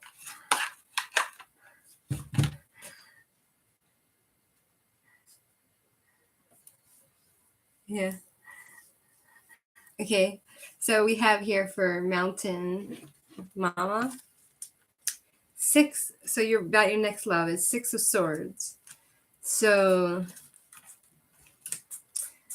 it's about communication. He's trying to see. He's gonna try to see it from your point of view. Um, it's like somebody moving on, trying to take a trip and travel. So I guess like he might physically have to travel towards you in order to see you physically and to mentally travel. And let's see, 9 of Cups. 9 of Cups. Horses. 9 of Cups. Content satisfied. Bright future. Feeling good about it all. Wishes granted. I feel like you'll find that person. So we have here Mercury in Aquarius, Jupiter in Pisces. Collector is fine. Let's see. So this is cocktail waiters, collectors, somebody involved in wine and glass, fine china and glass sales, people, importers. Mutable is changing and adaptable. So let's see what the moon says. The moon is in Venus. But no, the moon planet, it talks about the unconscious. Wife changes, exceeds, habit, pattern, alienation. Is it a woman? Are you like looking for a woman? Mountain. What was your question? I'm wondering about my next love. What's his sign? Okay, it's a guy. You're looking for a guy. So it's Cancer. Moon is in Cancer. It's a very sensitive, nurturing. I feel like this person is going to have like a more feminine, soft side to them, but also he will have that severity about him as well. Like maybe he'll be balanced. Maybe he'll have that balance. And it's in the 3rd house. Let's see. 3rd house. I feel like he'll be a successful guy. He'll be very successful. You know what I mean? I want to eat my oranges. Okay. And then we have the house 3. It's about communication, travel. Yeah. I feel like you're going to meet him. He'll have to travel to you. Long trips, short trips. You'll meet him through you'll meet him through like technology, I guess, through communication, like through electronic devices or in the library. Maybe go to the library. Maybe you'll meet him there. He might be Gemini. Wait, ruled by Gemini. And then there's Aquarius. There's a lot of different signs here, so there's no one sign. I feel like it's just a mixture, that he might have a few of these signs in his chart. Aquarius is friendships. Maybe he's one of your friends. You'll start out as friends, and then Aquarius can be a bit lonely, a loner. He might be a bit of a loner. Yeah. So I feel like if you go to the library, you might find somebody who's a loner over there, but he's very successful. And but he likes to make a difference, this guy. He likes his alone time. He's probably quiet. He's philosophical, unconventional. He thinks out of the box. And that makes sense because it's like 6 of Swords, which talks about somebody trying to see from a different view. And the 3rd house is ruled by Gemini, which is communication and seeing 2 different opposing views, like 2 coming into one. So this guy is progressive, independent, but a bit emotionally detached, and he might be a bit of a loner, and he's philosophical. So like if I were you, I'd probably find him in the library somewhere. And yeah, 1 second, let's just check 6 of Swords. Yeah, it's funny because I got Aquarius. He's probably Aquarius. Maybe he's Aquarius because I got 6 of Swords is Aquarius. The card is Mercury in Aquarius and it's communication. And the 3rd house talks about Gemini and planet Mercury communication. And that's Mercury is also in Aquarius, even though the 3rd house is a little bit of Gemini. And we have here the moon. He's a bit shy. And then we have Aquarius, which is Aquarius. Here, he's philosophical. He's assertive. He's kind of aloof. He doesn't want to get tied down, so you might have a problem getting him to commit. 9 of... I'm talking to Mountain Moma. Then we have 9 of Wands. It's so funny when people mistake it that... Yeah. Don't worry, it'll get to you. Sunny. Oh, I'll put you on the list, Sunny. This is actually turning out to be fun, this whole like astrological thing. For me, it's fun. 9 of Cups. Let's see. Yeah. Jupiter and Pisces. It's also a bit sensitive and oscillators, vibration collectors. He's I feel like this person will come to you. Let's see the timing. Within a year, maybe 10 months. And it talks about somebody who can like luxurious living and he's successful and you have a bright future. And we have 6. Let's see. Timing is January. Yeah, within a year. Let's hope I'm right. Okay. Moving on to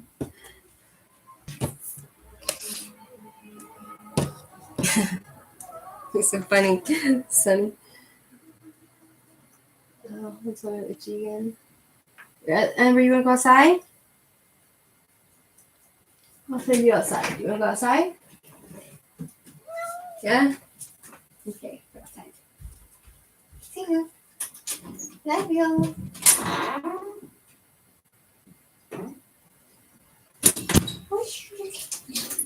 What's you looking at, baby? What you looking at, baby? What you looking at? What you looking at, baby? What you looking at, baby? I love you because you're trash. I love trash. I love you because you're trash. Okay, let's go to Brandy. Are you there? Brandy?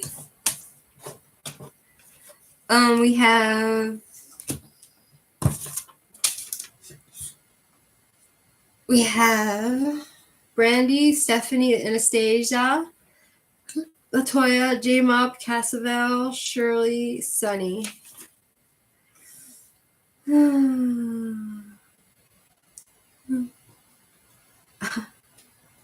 Sunny, you can maybe you're from Mountain. Maybe you and Mountain should shack up.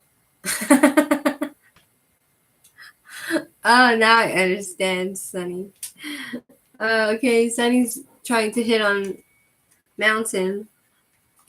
Sunny's going to the library.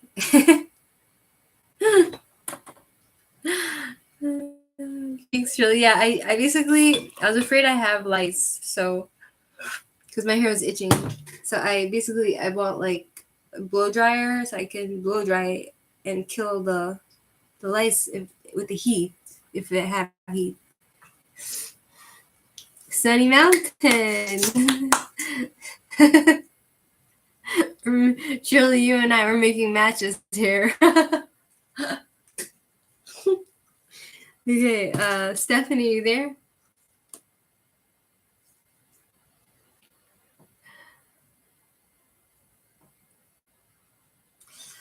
Yes, my hair looks longer than it is. I should go to the doctor. I don't know, like I feel like I should just, and I ironed my hair too, so that it kills the lice.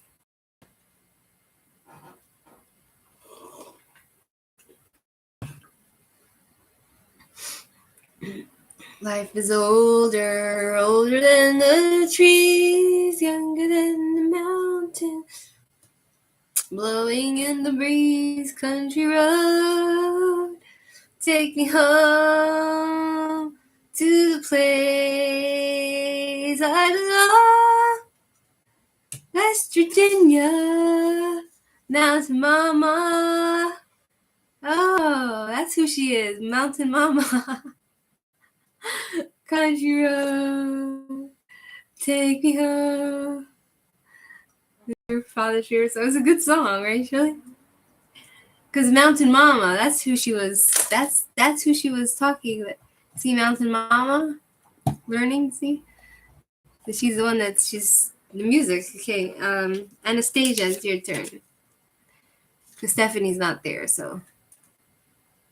I hear the voice and I hear her voice in the morning hours. She calls me. Radio reminds me of my home far away. Get a feeling that I've been yesterday. Oh man, that's something you don't get over. Man, I dread that when that day comes for my parents. I'm scared.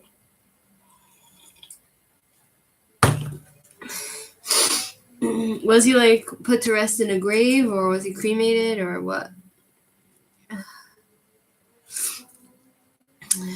Do you visit him?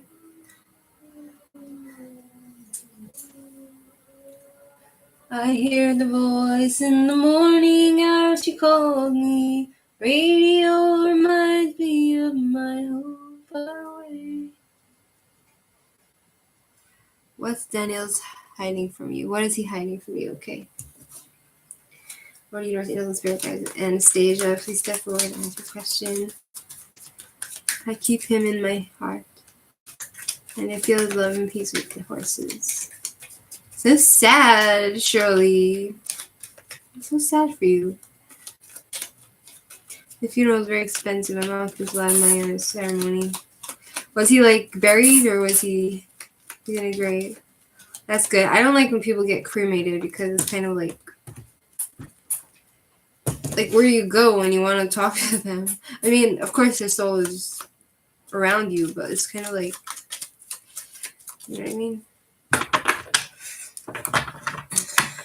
What's Daniel hiding from Anastasia? Oh, his skills. He's not as skilled as you think he is. He needs more skills. Maybe he shows himself to be like someone who knows a lot. You don't go to the graveyard? Why? Is it too painful? It's just so sad.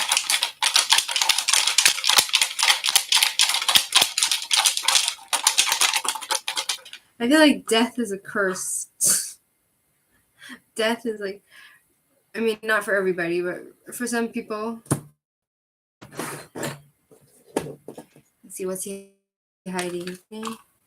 Oops. Shit.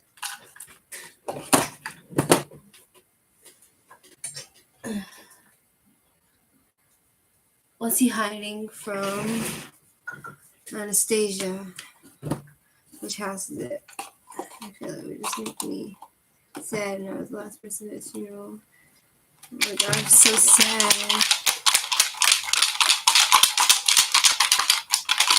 Yeah. No, I mean, like, For some people, like death is like a good thing. Like bad people, when they die, everybody celebrates, you know. But what's he hiding from Anastasia? I feel like it's about his job. 12th house is the subconscious. Pisces, it's in the subconscious. Neptune. Excuse me, it is Aquarius. What's he hiding from you? Firstly, we have he's a Cancer. Okay. What's he hiding from you is uninspired. He has no skills, basically. He's hiding from you that he has no motivation to work and he has no skills. And then we have your karma, his past. I think he's hiding his past. South Node, yeah. What he was. What you learned and where your soul left off. That we already know the past, the familiar, the comfortable. He's stuck in the past. And whatever it is in the past, he's not telling you. So, and it's in the 12th house, which is about the subconscious and his shadow self and his spirituality, the afterlife, endings of service. Something ending? Does he want to end things with you? Surrender? Could it be that he was in jail? Dance poetry. He's like disassociated from reality. He has basically he's hiding from you his psychological problems that's not being dealt with. And it's in Aquarius. So, and also he doesn't want to get tied down, I think. He likes to be alone.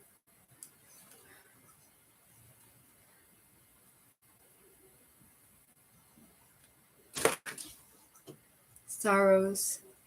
He has a lot of sorrows in his heart. But it could be that, like,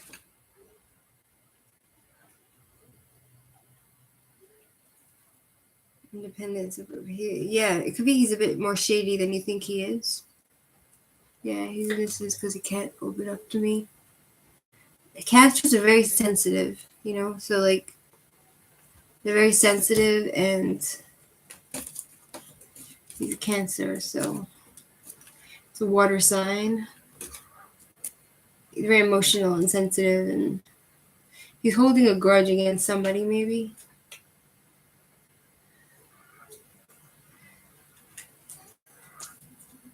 Cancers in water. Oh. Aquarius is water. Also, Aquarius is water as well, I think. No, it's air. What? I would think Aquarius is in... Hold on. Aquarius. It's an air sign? No, it's water. Oh my god, I think I got it wrong. He thinks you're weird? I think he's weird. Hold on. Aquarius.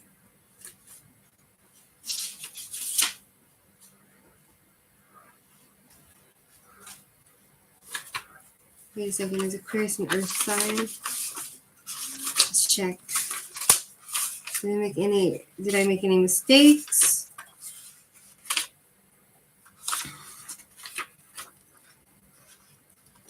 Let's see. Air, what's it? Aquarius? It's an air sign.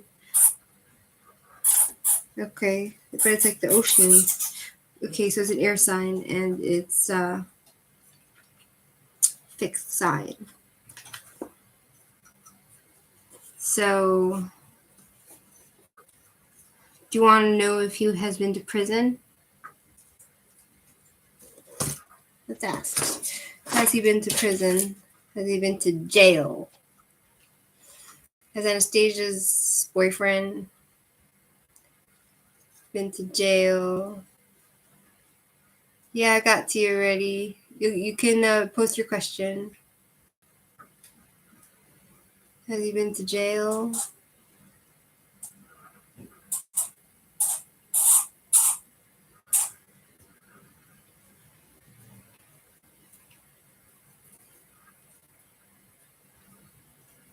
I feel like he could have gotten into some trouble in his past. 12th house. Hold on. Subconscious. He thinks about the afterlife and the death. Pluto. Endings in service. Hospital, jail, retreats, associated with film, dance, poetry. He's just associated. He has psychological. I feel like what it is that he has psychological problems.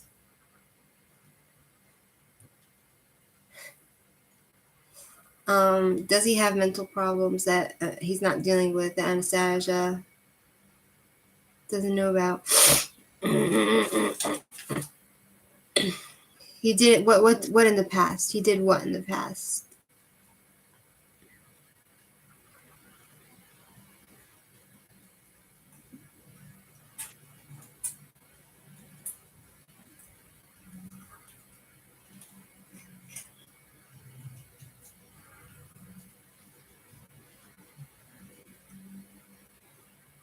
No, he's not mental.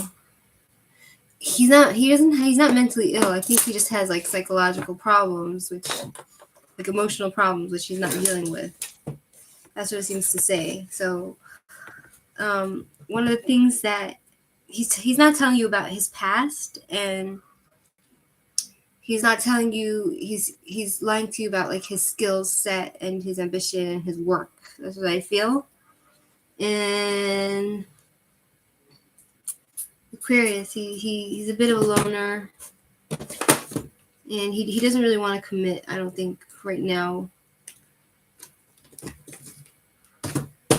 Aquarius, you might not want to settle down yet.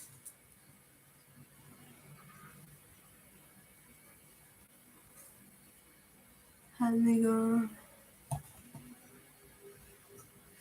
Oh, I see a big.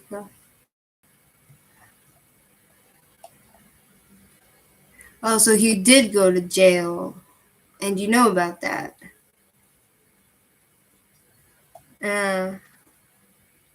Okay. So I guess he's not completely honest with you, and he has emotional problems. Stephanie, what's your question? Will me and Phil leave Saturday? I see you, Becca. I don't think I'm gonna take any more. The list is gonna be closed because I am getting tired and it's getting late. Here it's like 11:15, 11:16 p.m. Oh, I'll get to you, Latoya.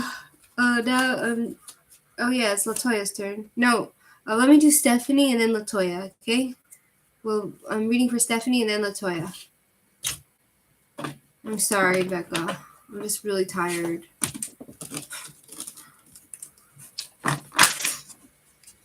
Yes, I know. Is it okay if Stephanie... you know what? Is it okay if I read for Stephanie, or do you want Stephanie to be after you, Latoya? Because she stepped out, so maybe it's just fair I read for you.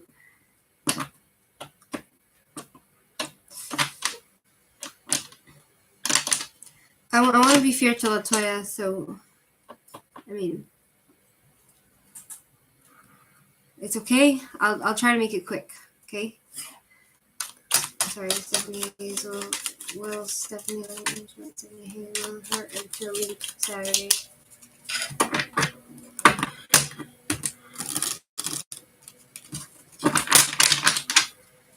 That's very gracious of you, Latoya. I'm sorry.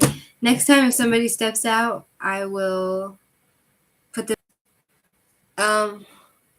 I see him, Stephanie, I see him deceiving you and hurting you.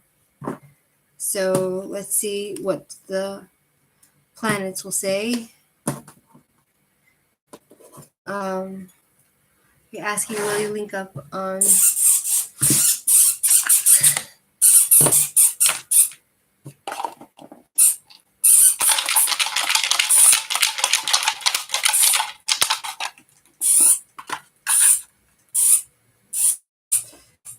Mercury? Communication. You'll definitely communicate. Lots of communication. Mercury, Virgo, critical, analytical.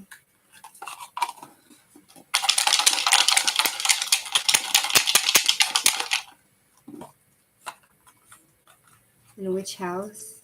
Seventh house. Seventh house. 7 is Libra, the Venus. 7th house is partnerships and relationships.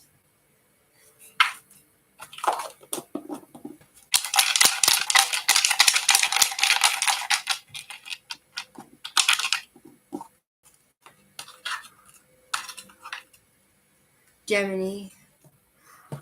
Yeah, 2 merging into 1. Yeah, I see you meeting him, but I feel like he's gonna deceive you in some way. 7 of Swords. 7 upright. 7 of Swords, lying, betrayal, cheating, doing something behind your back. This is like a no card. It could be that he's going to communicate to you that he doesn't want to see you. Let me see. The 7th house is about partnerships and relationships. 7th house. Romantic relationships, contracts, legal matters, connection to others, balance, mutual give and take. Mercury's communication. Mercury.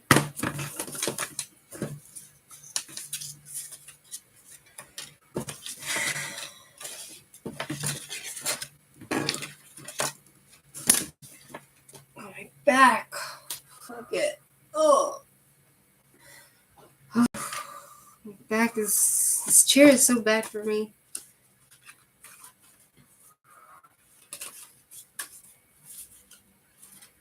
Mercury, messengers, travel, commerce, communication. I feel like you're definitely going to communicate. The question is if you're going to actually meet him. Right? Gemini, outgoing, duality, two-faced. He's not going to be able. Okay, I get it. He's not going to be able to make a decision. He's going to be indecisive. He's gonna be like, he's gonna say yes and then he's gonna say no and then he's gonna say yes and then he's gonna say no. And I feel like in the end you're not gonna meet him. Tell me if I'm wrong or right next time. I'll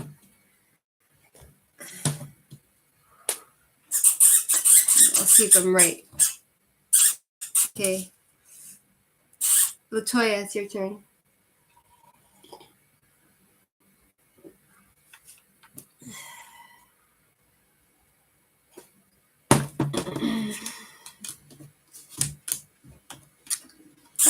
You're welcome.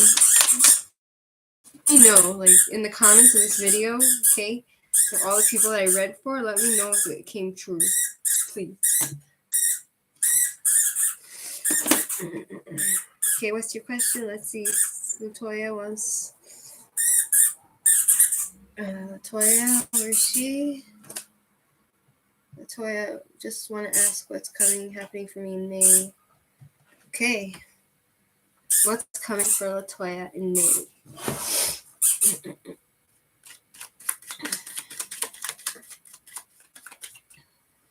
Latoya, is that a picture of you? I can't really see your face. But from far, I can see you. But I can't see your face, really. What's coming for Latoya and May? You're a pretty woman. You're very cute. You look like a doll. You're cute. You look like a dolly.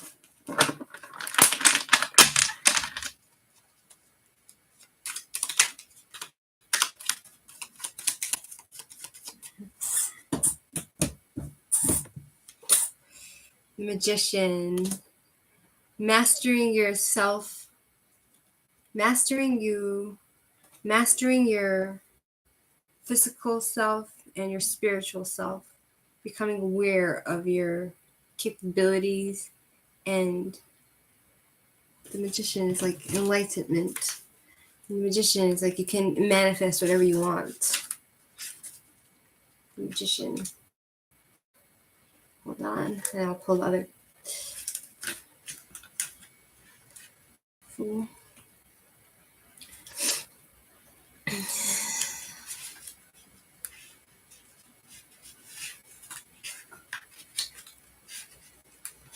Where are we? Where's the magician? There, no. I just want to see if I got it right. There it is. Number 2. 2 is a awareness, yeah. Connected with yourself. The only thing restricting you is you. It's a communication planet, and it is timing is 1 year. June. May, June. Hold on a second. Now let me pull the other stuff. So let's see which zodiac sign in which house for the astrology.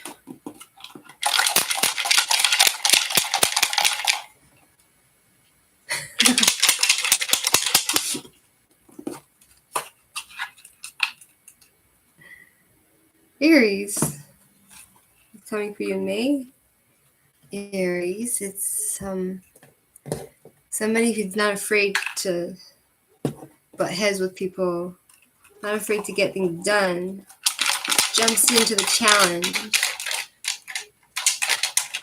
invites the challenge. It's Aries.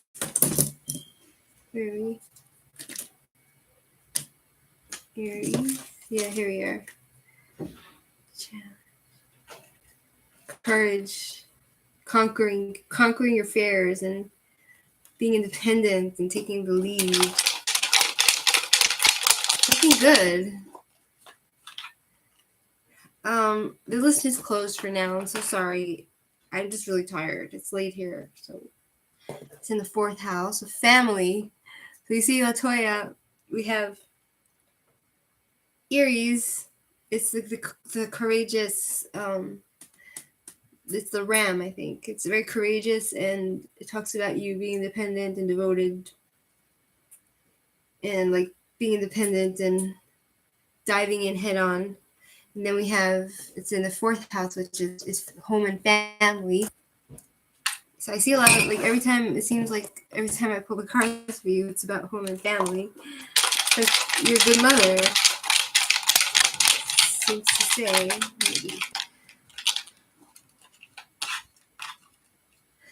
Saturn. It's in Saturn. So the planet is Saturn.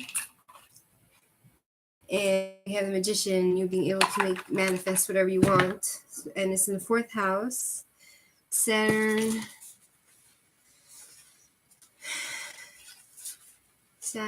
harvest, consequences, karma coming. So reaping what you sow, basically. You're seeing the results of your actions in May. So whether it's good or bad, it's like karma. You might come across some hardships, but you'll be very courageous and get over it. You know what I mean? And I feel like the obligations that you have are going to make you maybe feel like tired and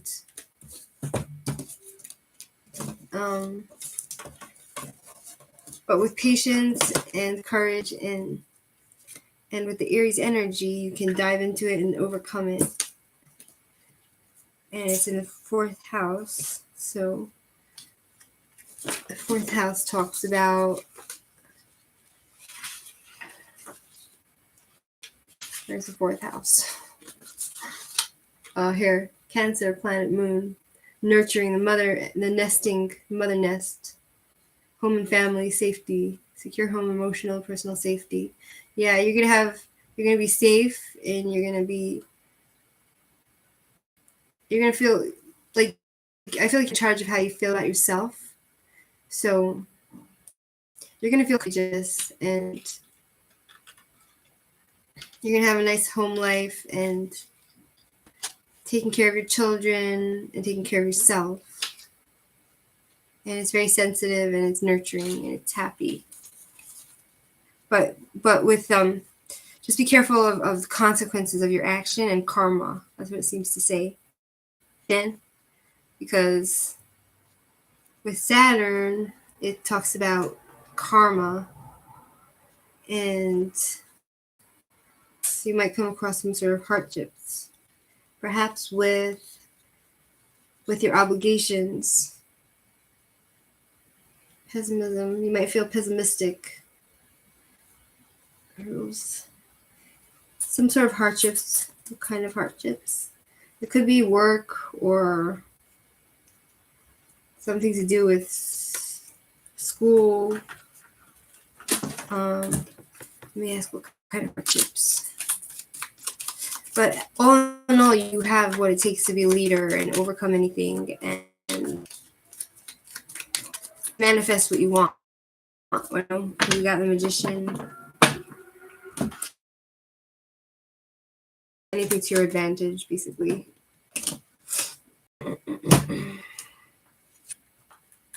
Feeling sick. Strength reversed. Impulsive behavior. Boredom. Loss of passion and boredom. Perhaps you'll be bored. Strength reversed. Strength. Butting heads with people. Low energy. Feeling insecure with your self-esteem. And so you might fight with people, and you might be bored, basically. Ace of Wands reversed. Unfocused, losing your focus, but you have the skills and you have everything that you need, all the qualities that you need to be successful and manifest what you want. So I hope that helps you. I hope that encourages you and makes you happy. Okay, moving on to J-Mob. You there?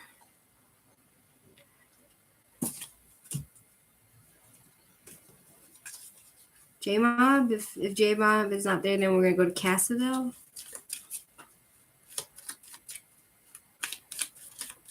You're welcome. Loved it. You're very sweet. That's why I hope that you only have good things. I wonder if I could see you. Your picture here.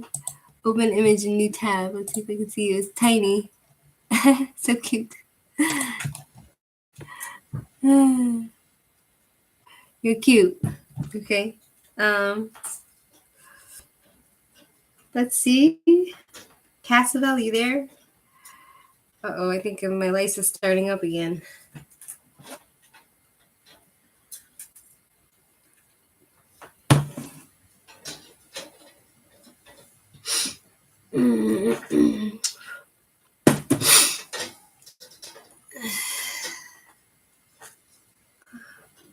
Yes, I called your name. You can post.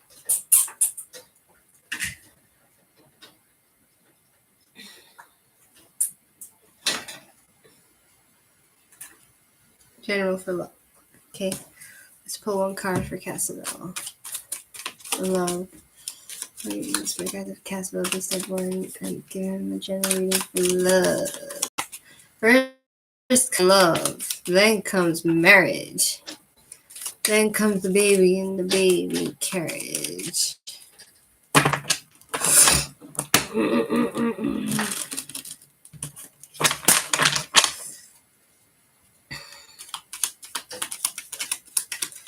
you. Amen, Latoya. Okay. The moon reversed. Something coming to light, some sort of truth coming to light about your love life. Let's pull let's see which planet it's in. Excuse me. So rude. Shake the milk, shake the milk, shake the milk. That was so weird.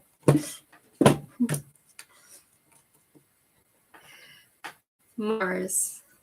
We have Mars. And then we have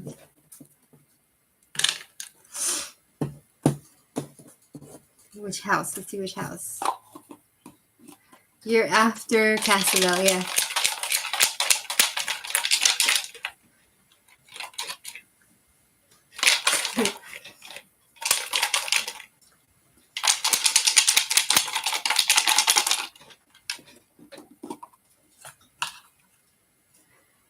Sixth house.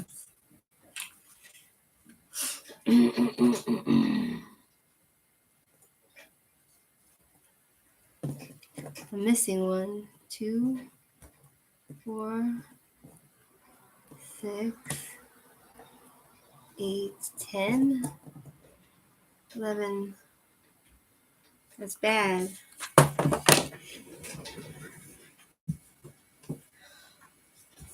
That's bad. I'm missing a number.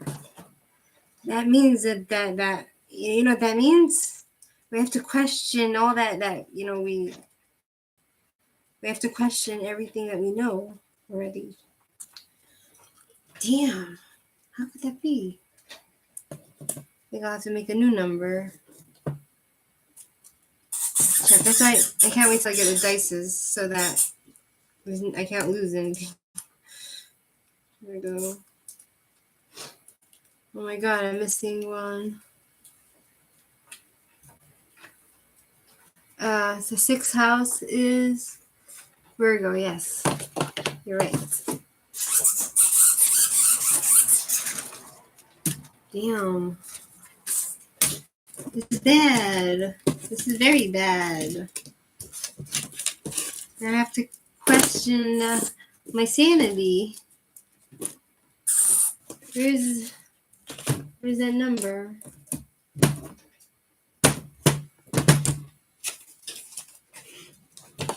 Oh my gosh. Oh no. Now I'm upset because I'm missing a number.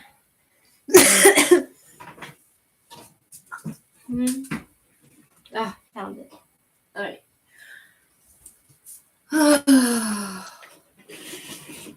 Okay, should we leave the number? Because I found the other number. Should we leave the number?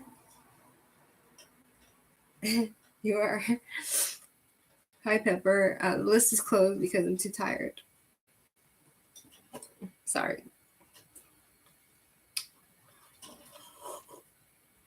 Do you want me to choose a new number, Cassavell, or do you want to keep the number 6? Your choice. Your call.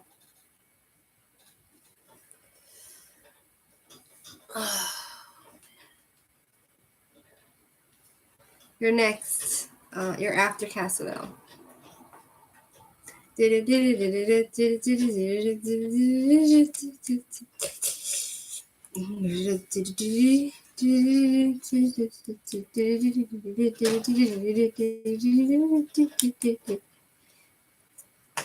Okay, we'll just leave the number. Okay, let's see which.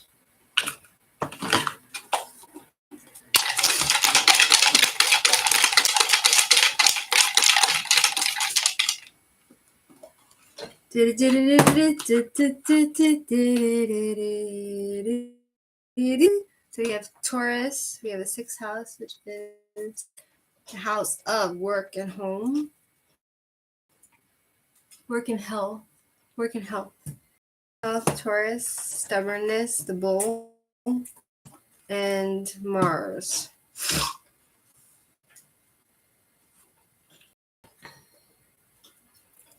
Okay, so we have here the moon, which talks about some sort of truth coming to light and you being in denial of it.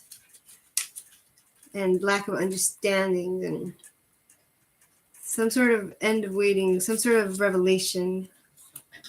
And then Mars, we have Mars, which talks about is war. Mars is rules of war. Aggression, anger, sex drive, survival, competition, sports, war. Yeah, this is a very aggressive planet. So we have war here. Some sort of truth will come out which might cause you to go to war, and it's the 6th house. It's Virgo. It's about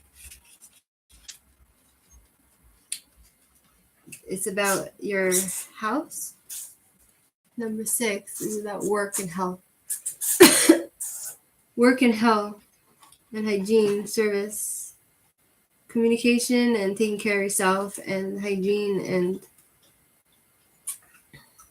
trying to live your life and take care of yourself and your hobbies and keeping your routine. And then we have Taurus, which talks about Taurus.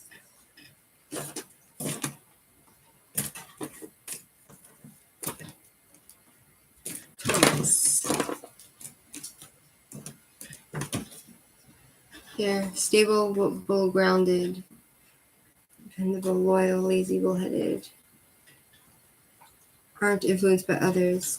So I feel like you're not influenced by others, but the problem is that I don't see any love coming your way. I just see some sort of truth and some sort of anger and aggression, some sort of war because of someone's stubbornness. Does that make sense to you? So regarding your love life, I feel like some truth is going to come out, but then it might cause you to go to war or fight with somebody because of stubbornness and ego. And I feel like you're going to fight with a guy. The Mars is it talks about male genitals, male pee-pee, excretory tract. Yeah, so if you're with a guy, you're gonna fight with him because of something coming out. You know what I mean? If not, then you'll find someone to fight with, I think. Okay, moving on to Shirley.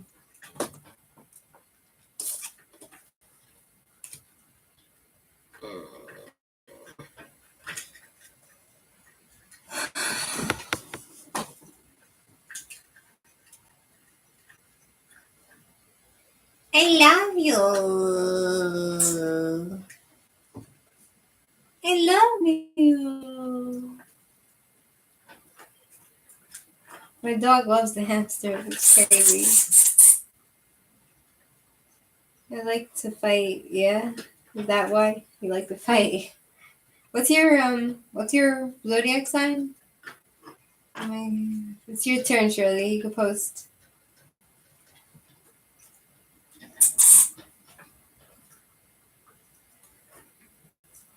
What's your zodiac, Caswell?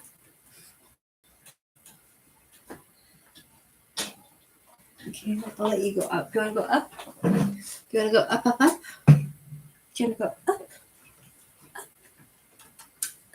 Okay. What's going on with the crazy lady who came out yesterday and said she is a vampire and drink blood? Is she dangerous or just lost and wants attention? Oh, you're Leo. You're Leo. And you like to fight? Oy vey.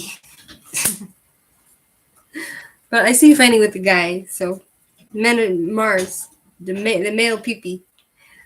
Okay, let's do Shirley. What's with this girl? Is she dangerous? What's with this vampire girl? Is she dangerous?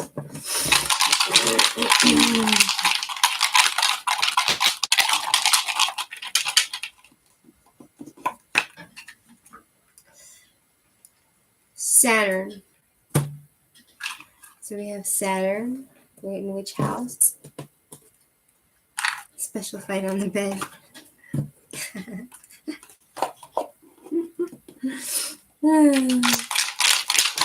So funny.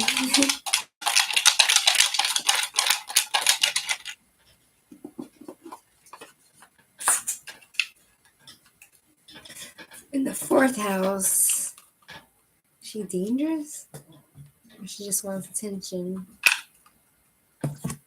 I think I see trouble in paradise. I think she has trouble in her family, in her house. Saturn, Venus, a second.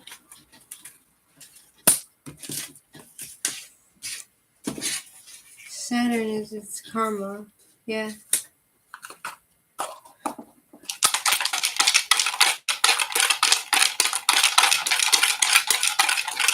It could be that her parents pay for everything.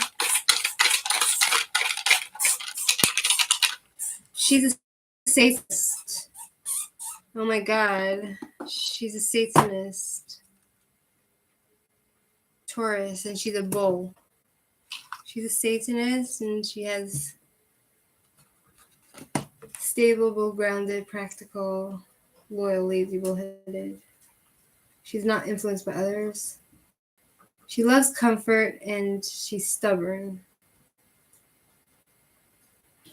Or is that you, who's this law, wisdom, ambition, consequence? Like she prefers she likes her hobbies and her ambitions more than her relationships with people. So I feel like if she's a Satanist, then that makes her dangerous. And she just has some sort of depression problems. I think talks about melancholy. And then we have 4th house, which talks about the home. It could be influenced from her house, her parents' house. Secure home, emotional, personal safety, how you feel from yourself, what you heard from ancestors. It's from her parents, her family. How you take care of yourself. I feel like what she learned is from her family. Now let me pull cards. Let me ask them if she's dangerous. After she believes in God, she said yes, and I prayed over her for protection.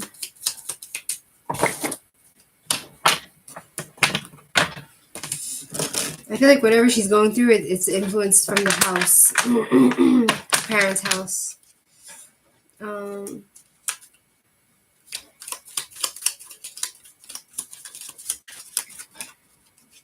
Is she safe or is she dangerous? Is she dangerous?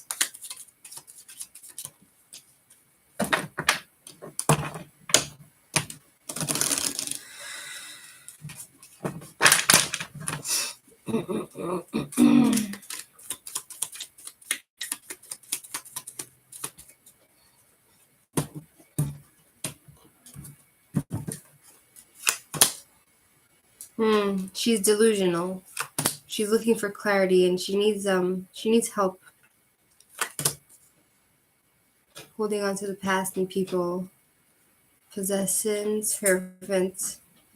I feel like she respects religion and tradition, but she is she's looking for clarity. She has a very broken home. Her fiance didn't make her work. Oh, so she's with her man. 7 of Cups.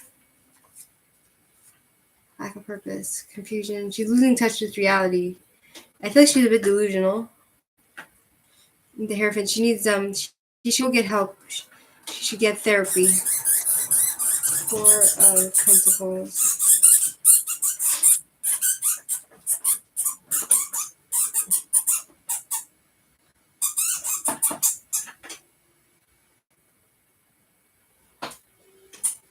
Deep-seated past issues. Deep-seated past issues. Controlling. Bored. She's bored as well. She's bored. And Ten of Pentacles.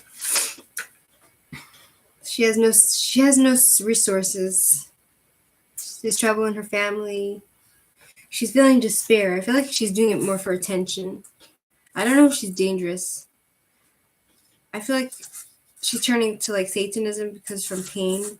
I feel like she's not having a good time. I feel like her husband or her fiance might be a bit controlling with finances.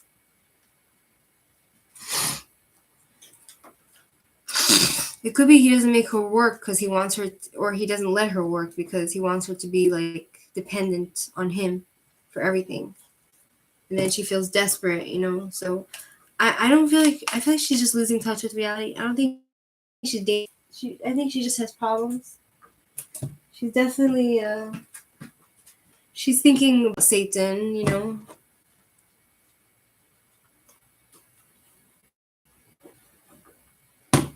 So she has a counselor, okay. I mean, I would always say to stay safe, don't go anywhere alone with her if you can help it. You know what I mean? But I mean, I think she's okay, but she has delusions. She's kind of losing touch with reality. That's what the card said. And she needs therapy. Yeah.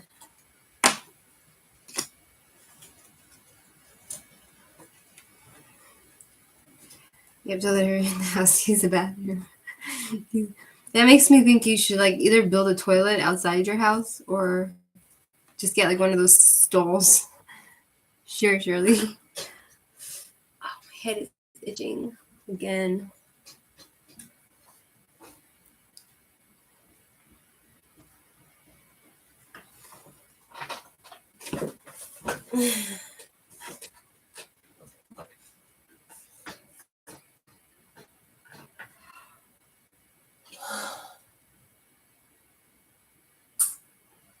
I'm tired.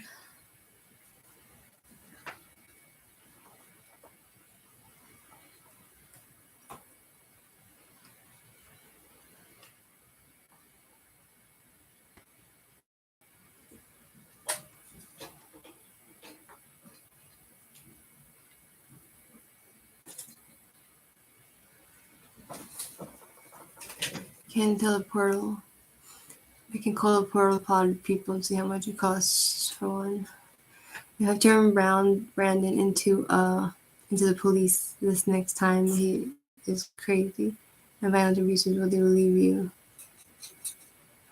Right?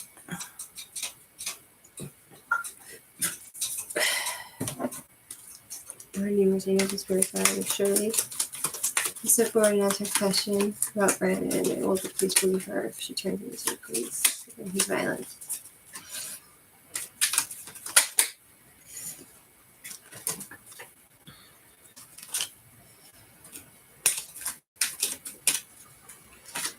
He's crazy about it and he said what they believe her.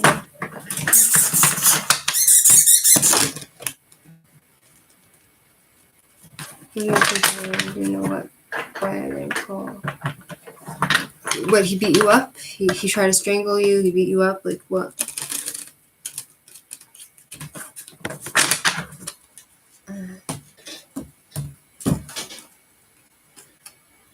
Five of Cups reversed. Death. What? They believe you? I don't think so. Five of Cups reversed.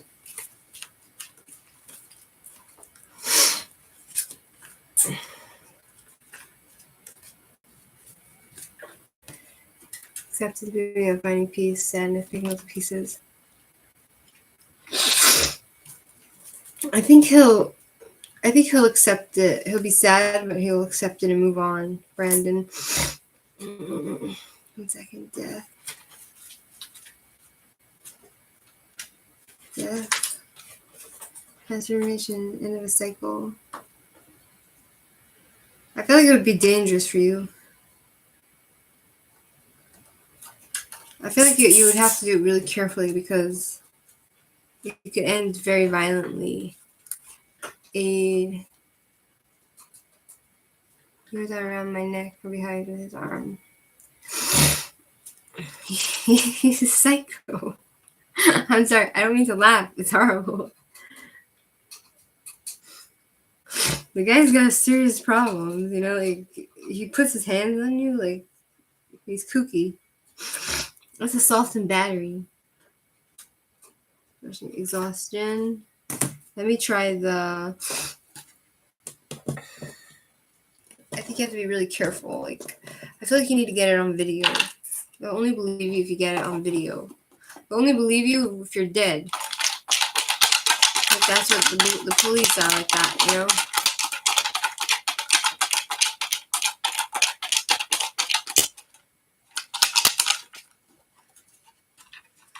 Sheesh. Mercury, communication. In which house? Let's see. Mercury's communication in Gemini. Duality.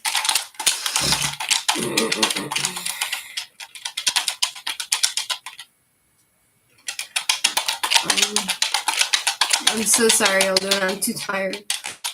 I'm too tired. Did you get a reading today, Aldona? Fourth house. How did I know it would come out to 4? Communication in the house. Communication in the house. And philosophical. Two-faced communication.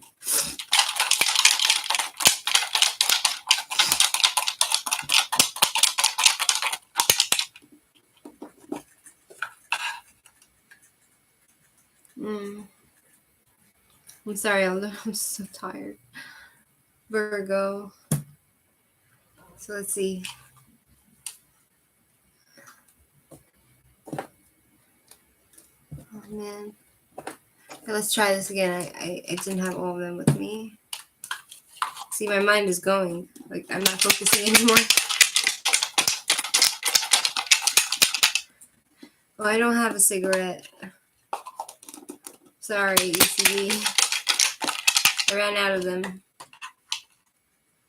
Leo.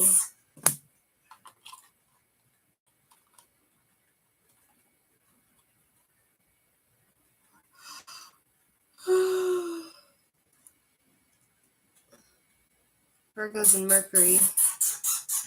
Let's see. Leo. So we have here. We have here the 4th house. It talks about the home, being safe in your house, nesting safety, taking care of yourself, thinking about your future. So it talks about safety. And Mercury talks about communication. So you need to communicate.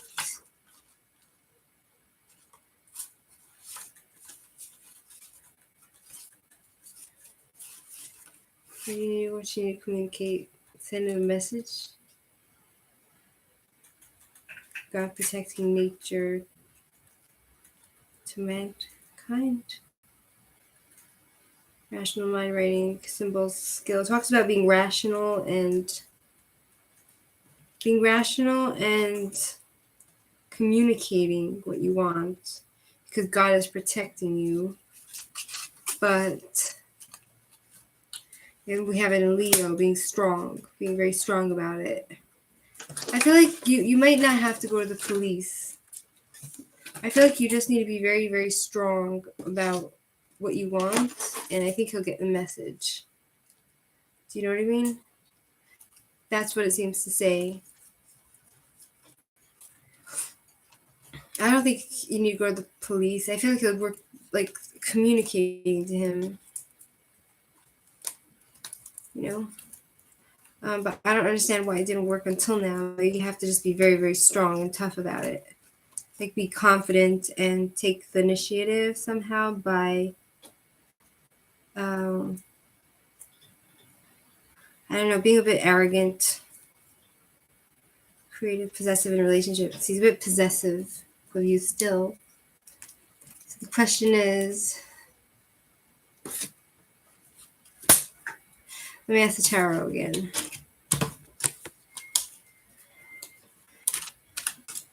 If Shirley goes to the police, will they believe her?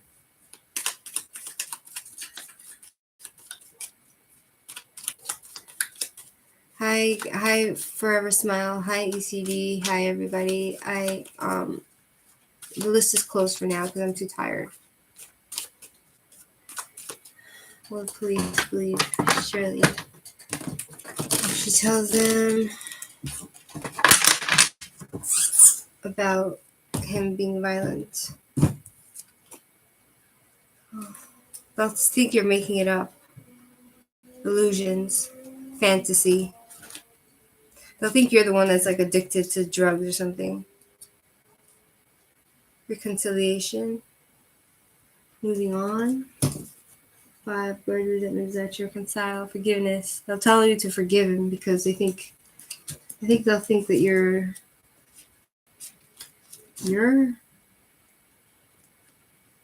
yeah, they won't believe you, I don't think. So I don't know if it's not in reality. Rejection. You're gonna feel rejected. 5 of Cups. Rejection.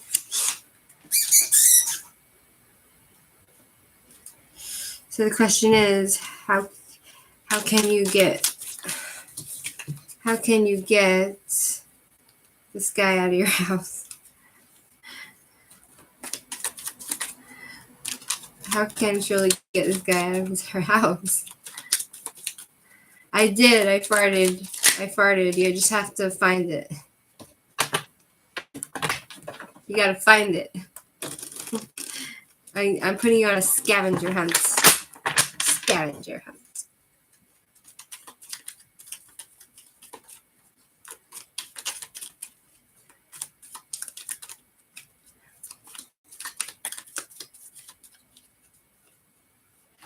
Would a restraining order work for Shirley?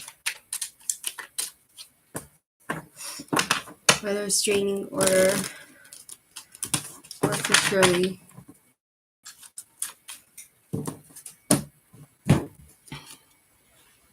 Ace of Swords. Bad luck. Or bad luck. Breaking free. Taking your freedom back. Going into dark. I feel like it would work for you, a restraining order, but it would also take you into a dark place, and a bit of bad luck would come from that, but then you would be taking control back into your life. The Devil reverse. It's like 9 of Pentacles, fleeting success. I don't know if it would be. I don't know if you would succeed though in getting a restraining order. I don't know if they would give you one. Like it talks, Ace of Swords. It talks about like some sort of epiphany. Wheel of Fortune reverse, some sort of bad luck falling into like dark, hard times. The Wheel of Suffering turning for the worse. Bad karma. With the Devil, it's like you're trying to break free from this reverse. Take your freedom back. Taking control back into your life. But it talks about like fleeting success. Like it's not like gonna last. My happiness.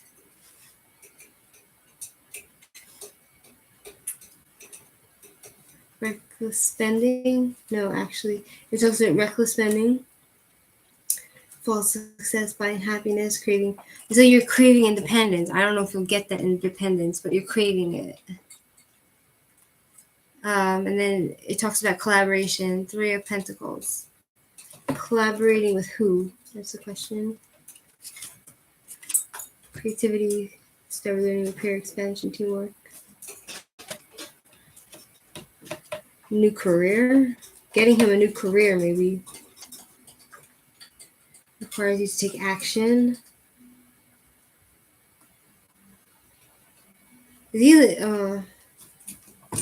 It's not really giving me the answer.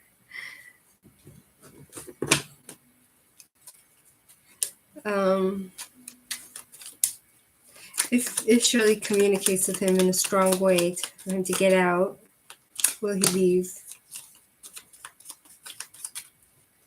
Page of Wands. Let's see. Okay, depends maybe from my work. It says you're craving the independence. You want to take power back. So.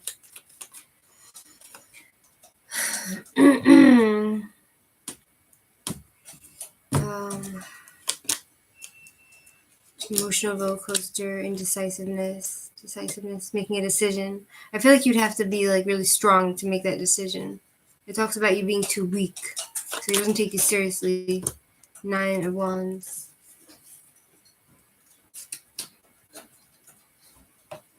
Exhaustion, questioning motivations, burning out, defensive, pointless struggles. Broken family. 10 of Cups. Shattered dreams, separation, selfishness.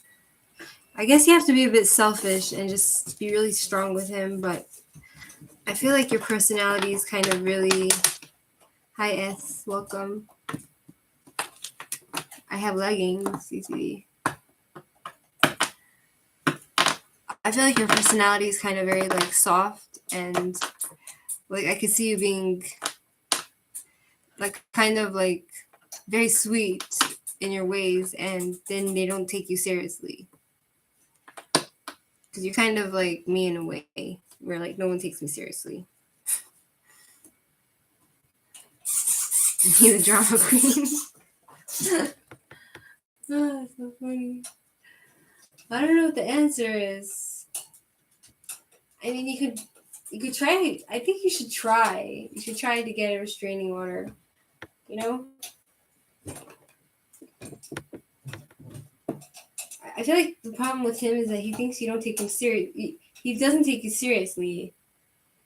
Do you know what I mean? You tell him it's not working to get out. I think he can take you seriously.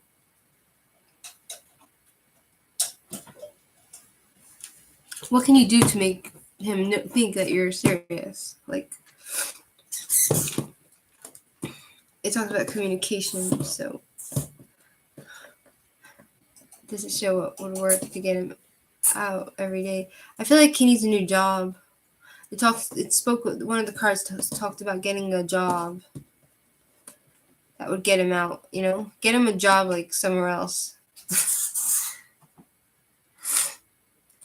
Sunny, if you're there, you can post your question. Hi, Yara. The list is closed because I'm going to sleep soon. And he needs to respect you. If you want him to get out, you got him to get out. Like, what's his problem? I'm sorry, Yara. Maybe you can catch me next time. I told him to apply for the rain road. The rain road? The train road?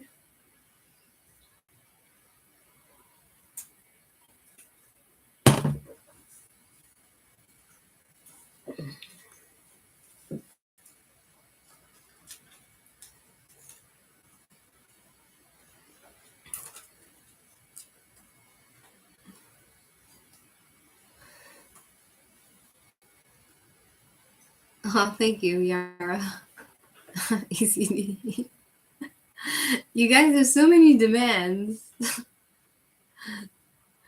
Railroad. Oh. Is Sunny there?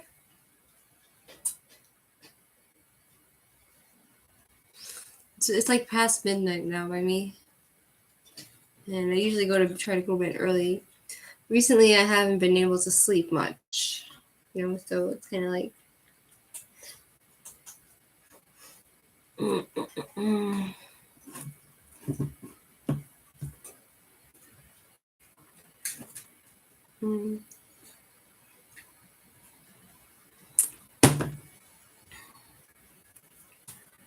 Try chamomile tea. Yeah, that's a good idea, you know? Thanks, Yara. Thanks for telling me that. Nice to hear the afternoon, yeah.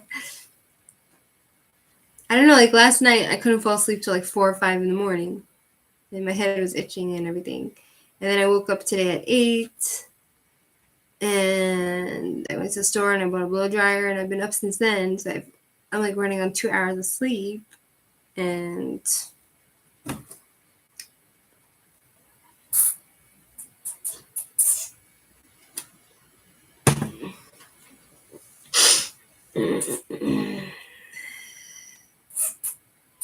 yeah, crazy stuff, man.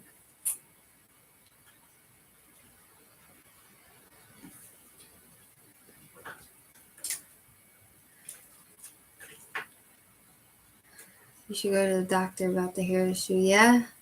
Why? You think my hair's gonna fall out? Do you think like I'm gonna go bald? See if that can help you out. Yeah? Do you think I'm gonna go bald? Like, do you think I'm like gonna lose all my hair? If I do lose my hair, I'll just wear a wig. I'll wear wigs. Do you want to see my wig? For fun? See my wig. Here's my wig.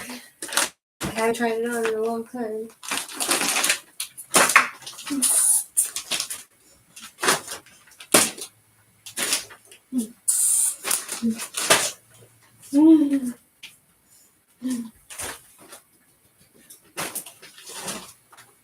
That was a nasty mosquito. Try my wig. Shit, it isn't open. Oh, now open. Why isn't it open up? Okay.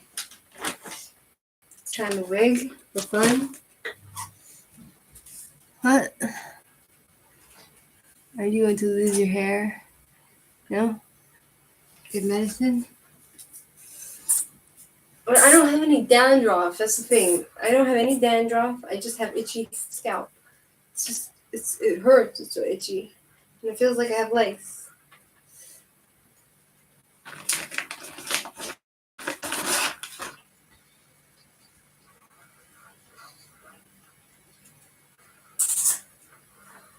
My wig. I have a wig.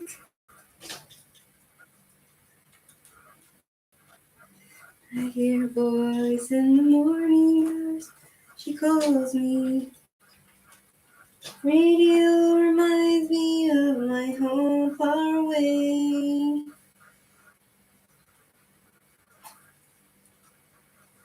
Oopsie.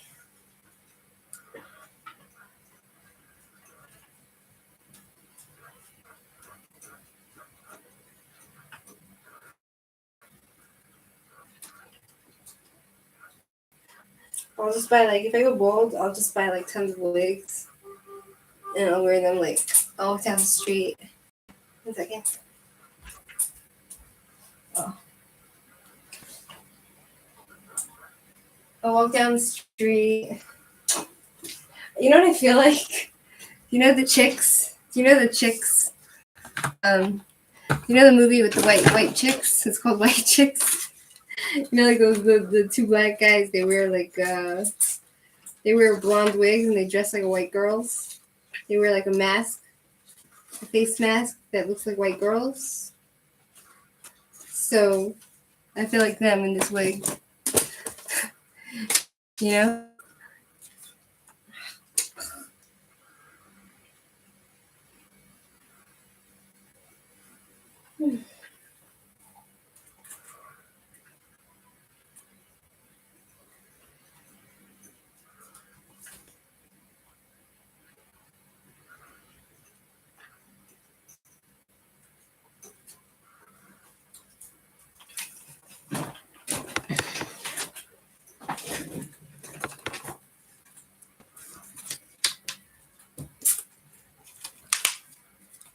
Do you see I'm wearing a wig?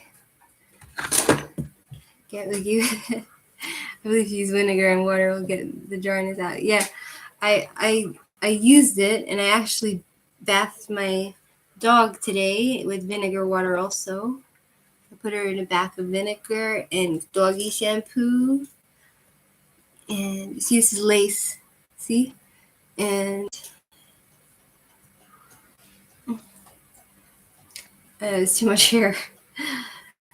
And so I would have to like, with this, I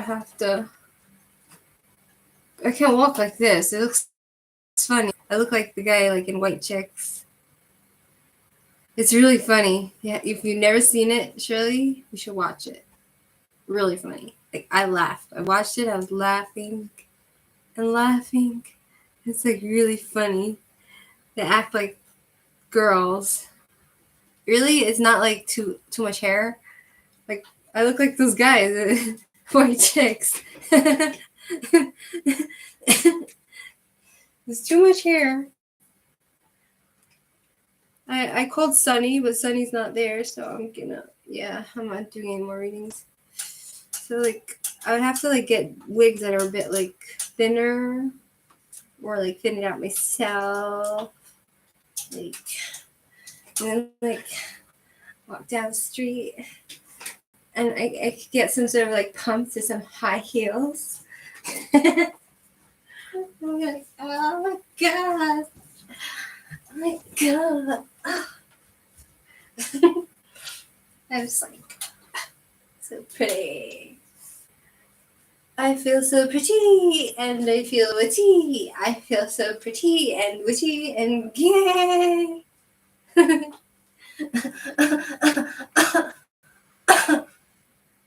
Oh. My dog is looking at me like, what is wrong with you? I'm gonna come down. I feel so pretty and I feel witty. Oh, she loves me. I love you too. How you look? Look at you in blonde. Really? I look good in blonde. It doesn't wash me out. Like, and it's too big for my face. It's too much hair. You know, like maybe, you know what I could do?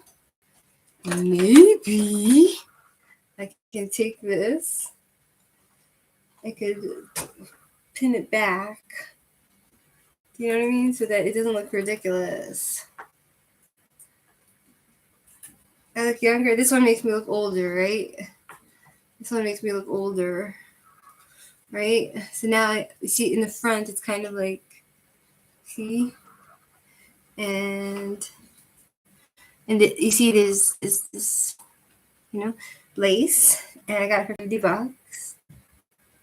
And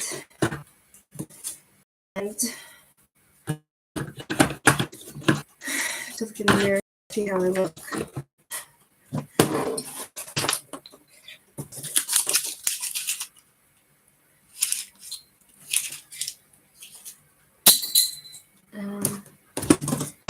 There's that. So now I'm like,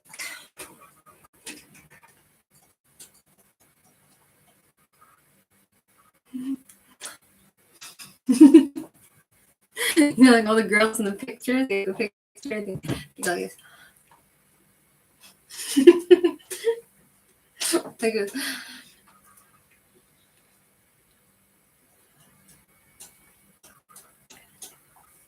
Yeah, selfie. It doesn't look funny, like if you saw me walking down the street, like you wouldn't think, oh my god, like what's she wearing on her head? That looks ridiculous. You know, it doesn't look real. You know, like it's too long, right? Too long? Or it's just too thick. It's just like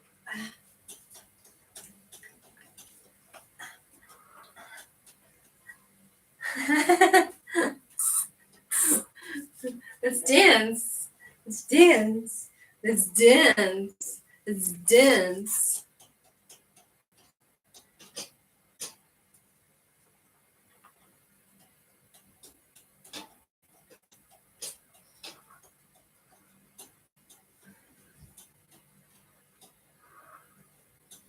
Why do my hamsters look so gross?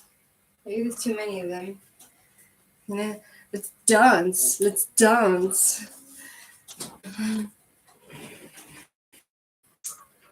You know what I could do? I could put it in braids. I could braid it in the back.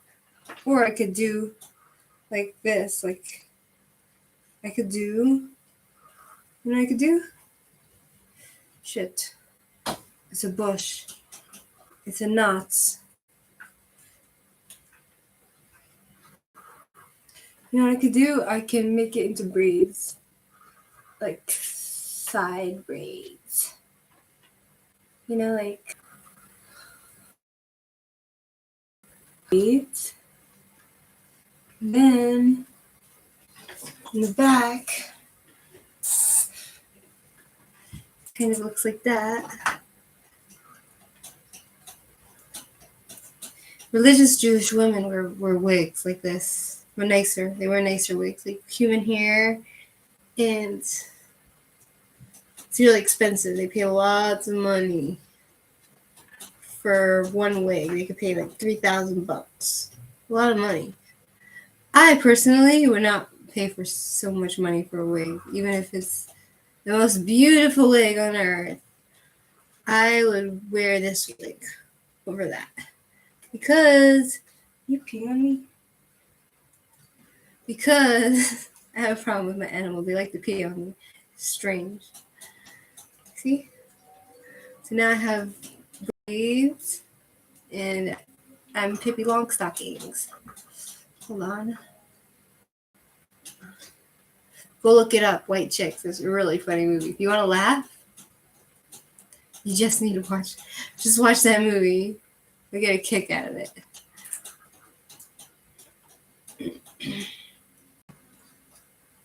Okay, so you see?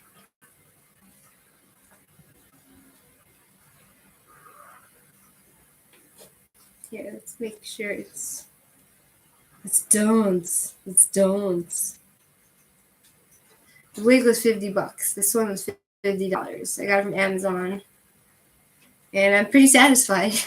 But I feel like it's weird to wear a wig because people know it's a wig. Like if I'm not like, because I'm not a married Jewish woman, I'm not a woman, like a Jewish woman who is married. So Jewish women that are married wear wigs. I mean, in the outside world where people are not Jewish, we call it the outside world, people wear wigs all the time, but it's not like considered. I guess it depends, like, who wears it and when, but, like, generally, like, if you're in a Jewish community, everybody will know that this is a wig because they wear wigs themselves, and then they'll be like, why are you wearing a wig? You're not married. You're supposed to, because, like, the wig, you're supposed to cover your hair after you get married. So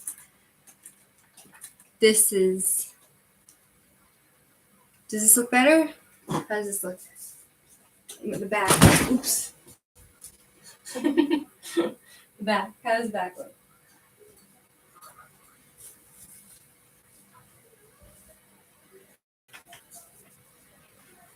And you see the mirror.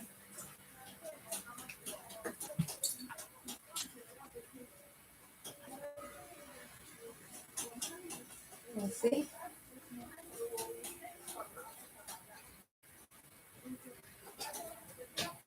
Yeah, if I were married, I'd probably wear this. Sure. I'd definitely wear this. If I was a married Jewish woman, or if I'm bald, two ways I'll wear this. If I go bald, God forbid, or if I get married to a Jewish guy, then I will wear this. You know what I mean? So, yeah, Rapunzel, let down your hair.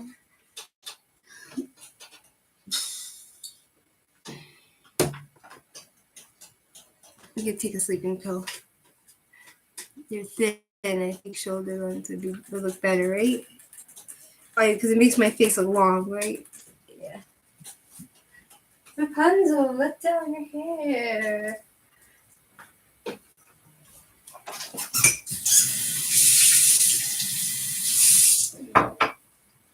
I don't think it's because I'm thin. I think it's because I have a longer face.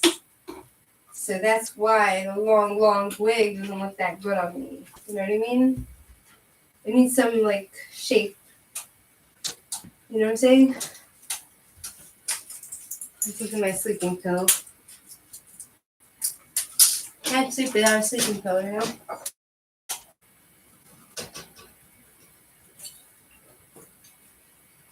I could be up for like 3 days in a row and not sleep.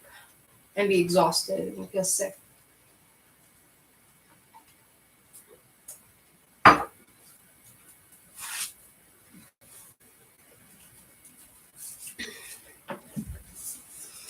Braids look nice, or pull the hair back. Or pull the hair back. The hair you have naturally looks nice. Yeah. Thank God I'm blessed, you know, like my hair's not the nicest, but it's at least it's hair, you know, I have some hair. You know? Aw, thank you, Misha. Well, that's very kind of you. Thank you. I don't think I'm the literal like pretty as in like you know like you see these girls that are like really pretty and they have like a cat face. They look like a cat and they're like just like very feminine, like young girly look like that. Like Goldie, you know, like Goldie, what's her name? Like the actress Goldie, like she has like that kind of look. I don't think I have that look. I think I have more of like just a pretty in a different way, not in the classical, cute, gorgeous cat, perfect face, you know? God, I'm very blessed for what I have. I'm lucky. I say, you know, like, I'm okay with what I have. I'm grateful that I look, you know, okay. So, God did it, not me. You know, I was born this way. So, I feel bad for ugly people. But then, lots of ugly people, they make up for it in other ways. Like, for instance, now I'm talking about another Golda. There's Goldie the actress, and then there's Golda Meir. She was the Prime Minister of Israel. If you look at a picture of her, she was really ugly. Intensely ugly. She had like a huge nose. She was just not very beautiful, not very feminine. Take this off. Hi. See? This is it.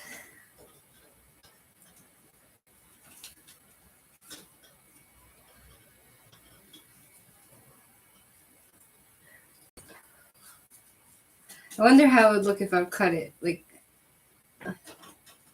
you know? You guys are all pretty the way God made us. We are, yeah.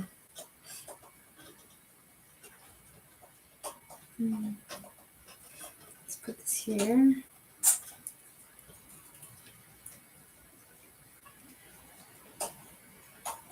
That and put it away, tuck it in, put it away until next time. You know? Until next time. 3 years when I try it on again. And it's hair cube wigs. Look, I'm not trying to advertise for them. I'm not getting paid, so I don't think I should say their name again. You know what I mean? Why should I say their name again and I'm not getting paid? It's not like it's an amazing wig anyway, so if I were getting paid, I would be like, I would have to sell, I would have to like talk even lies. I would have to come up with ways to say how amazing this wig is. But the big but is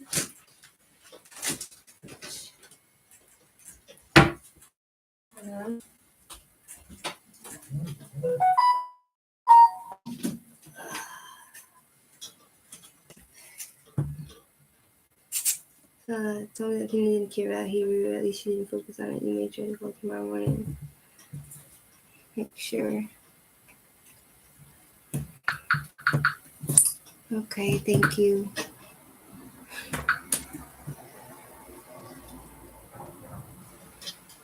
Okay, thank you.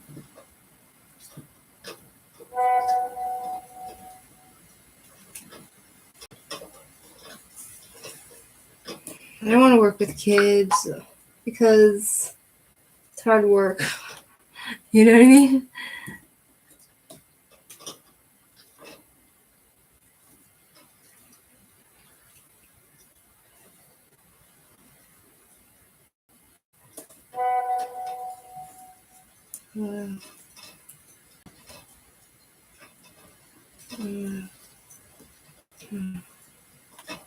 Why you're up late?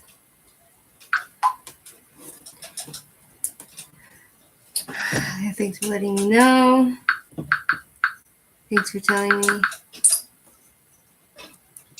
Thanks for telling me. For telling me.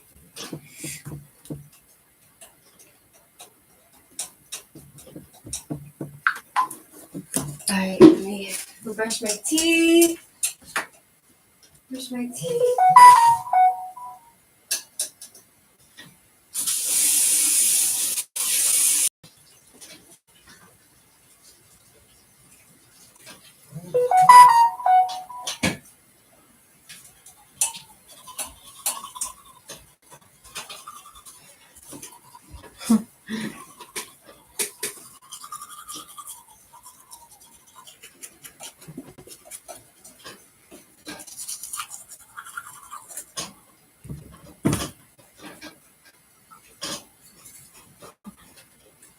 He's up because he's lazy.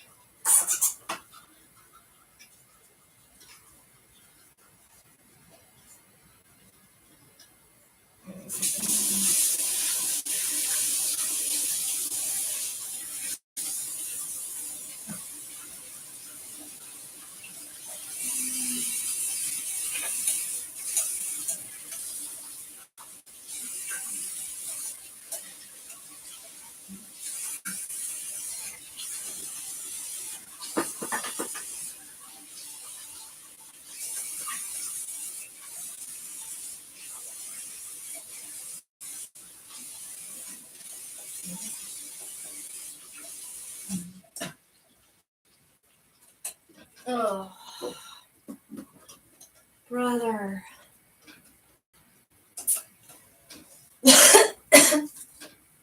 Sorry, baby. I'm sorry, honey. Didn't mean to step on you.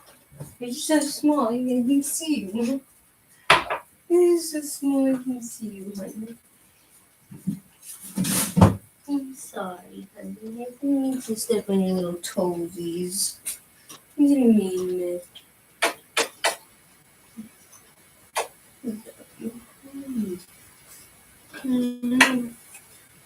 I didn't mean to step on your toesies. Such a good doggy.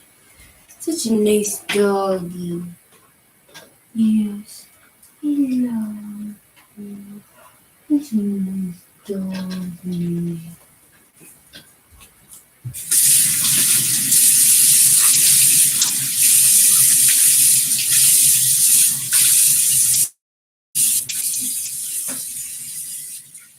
Excuse me.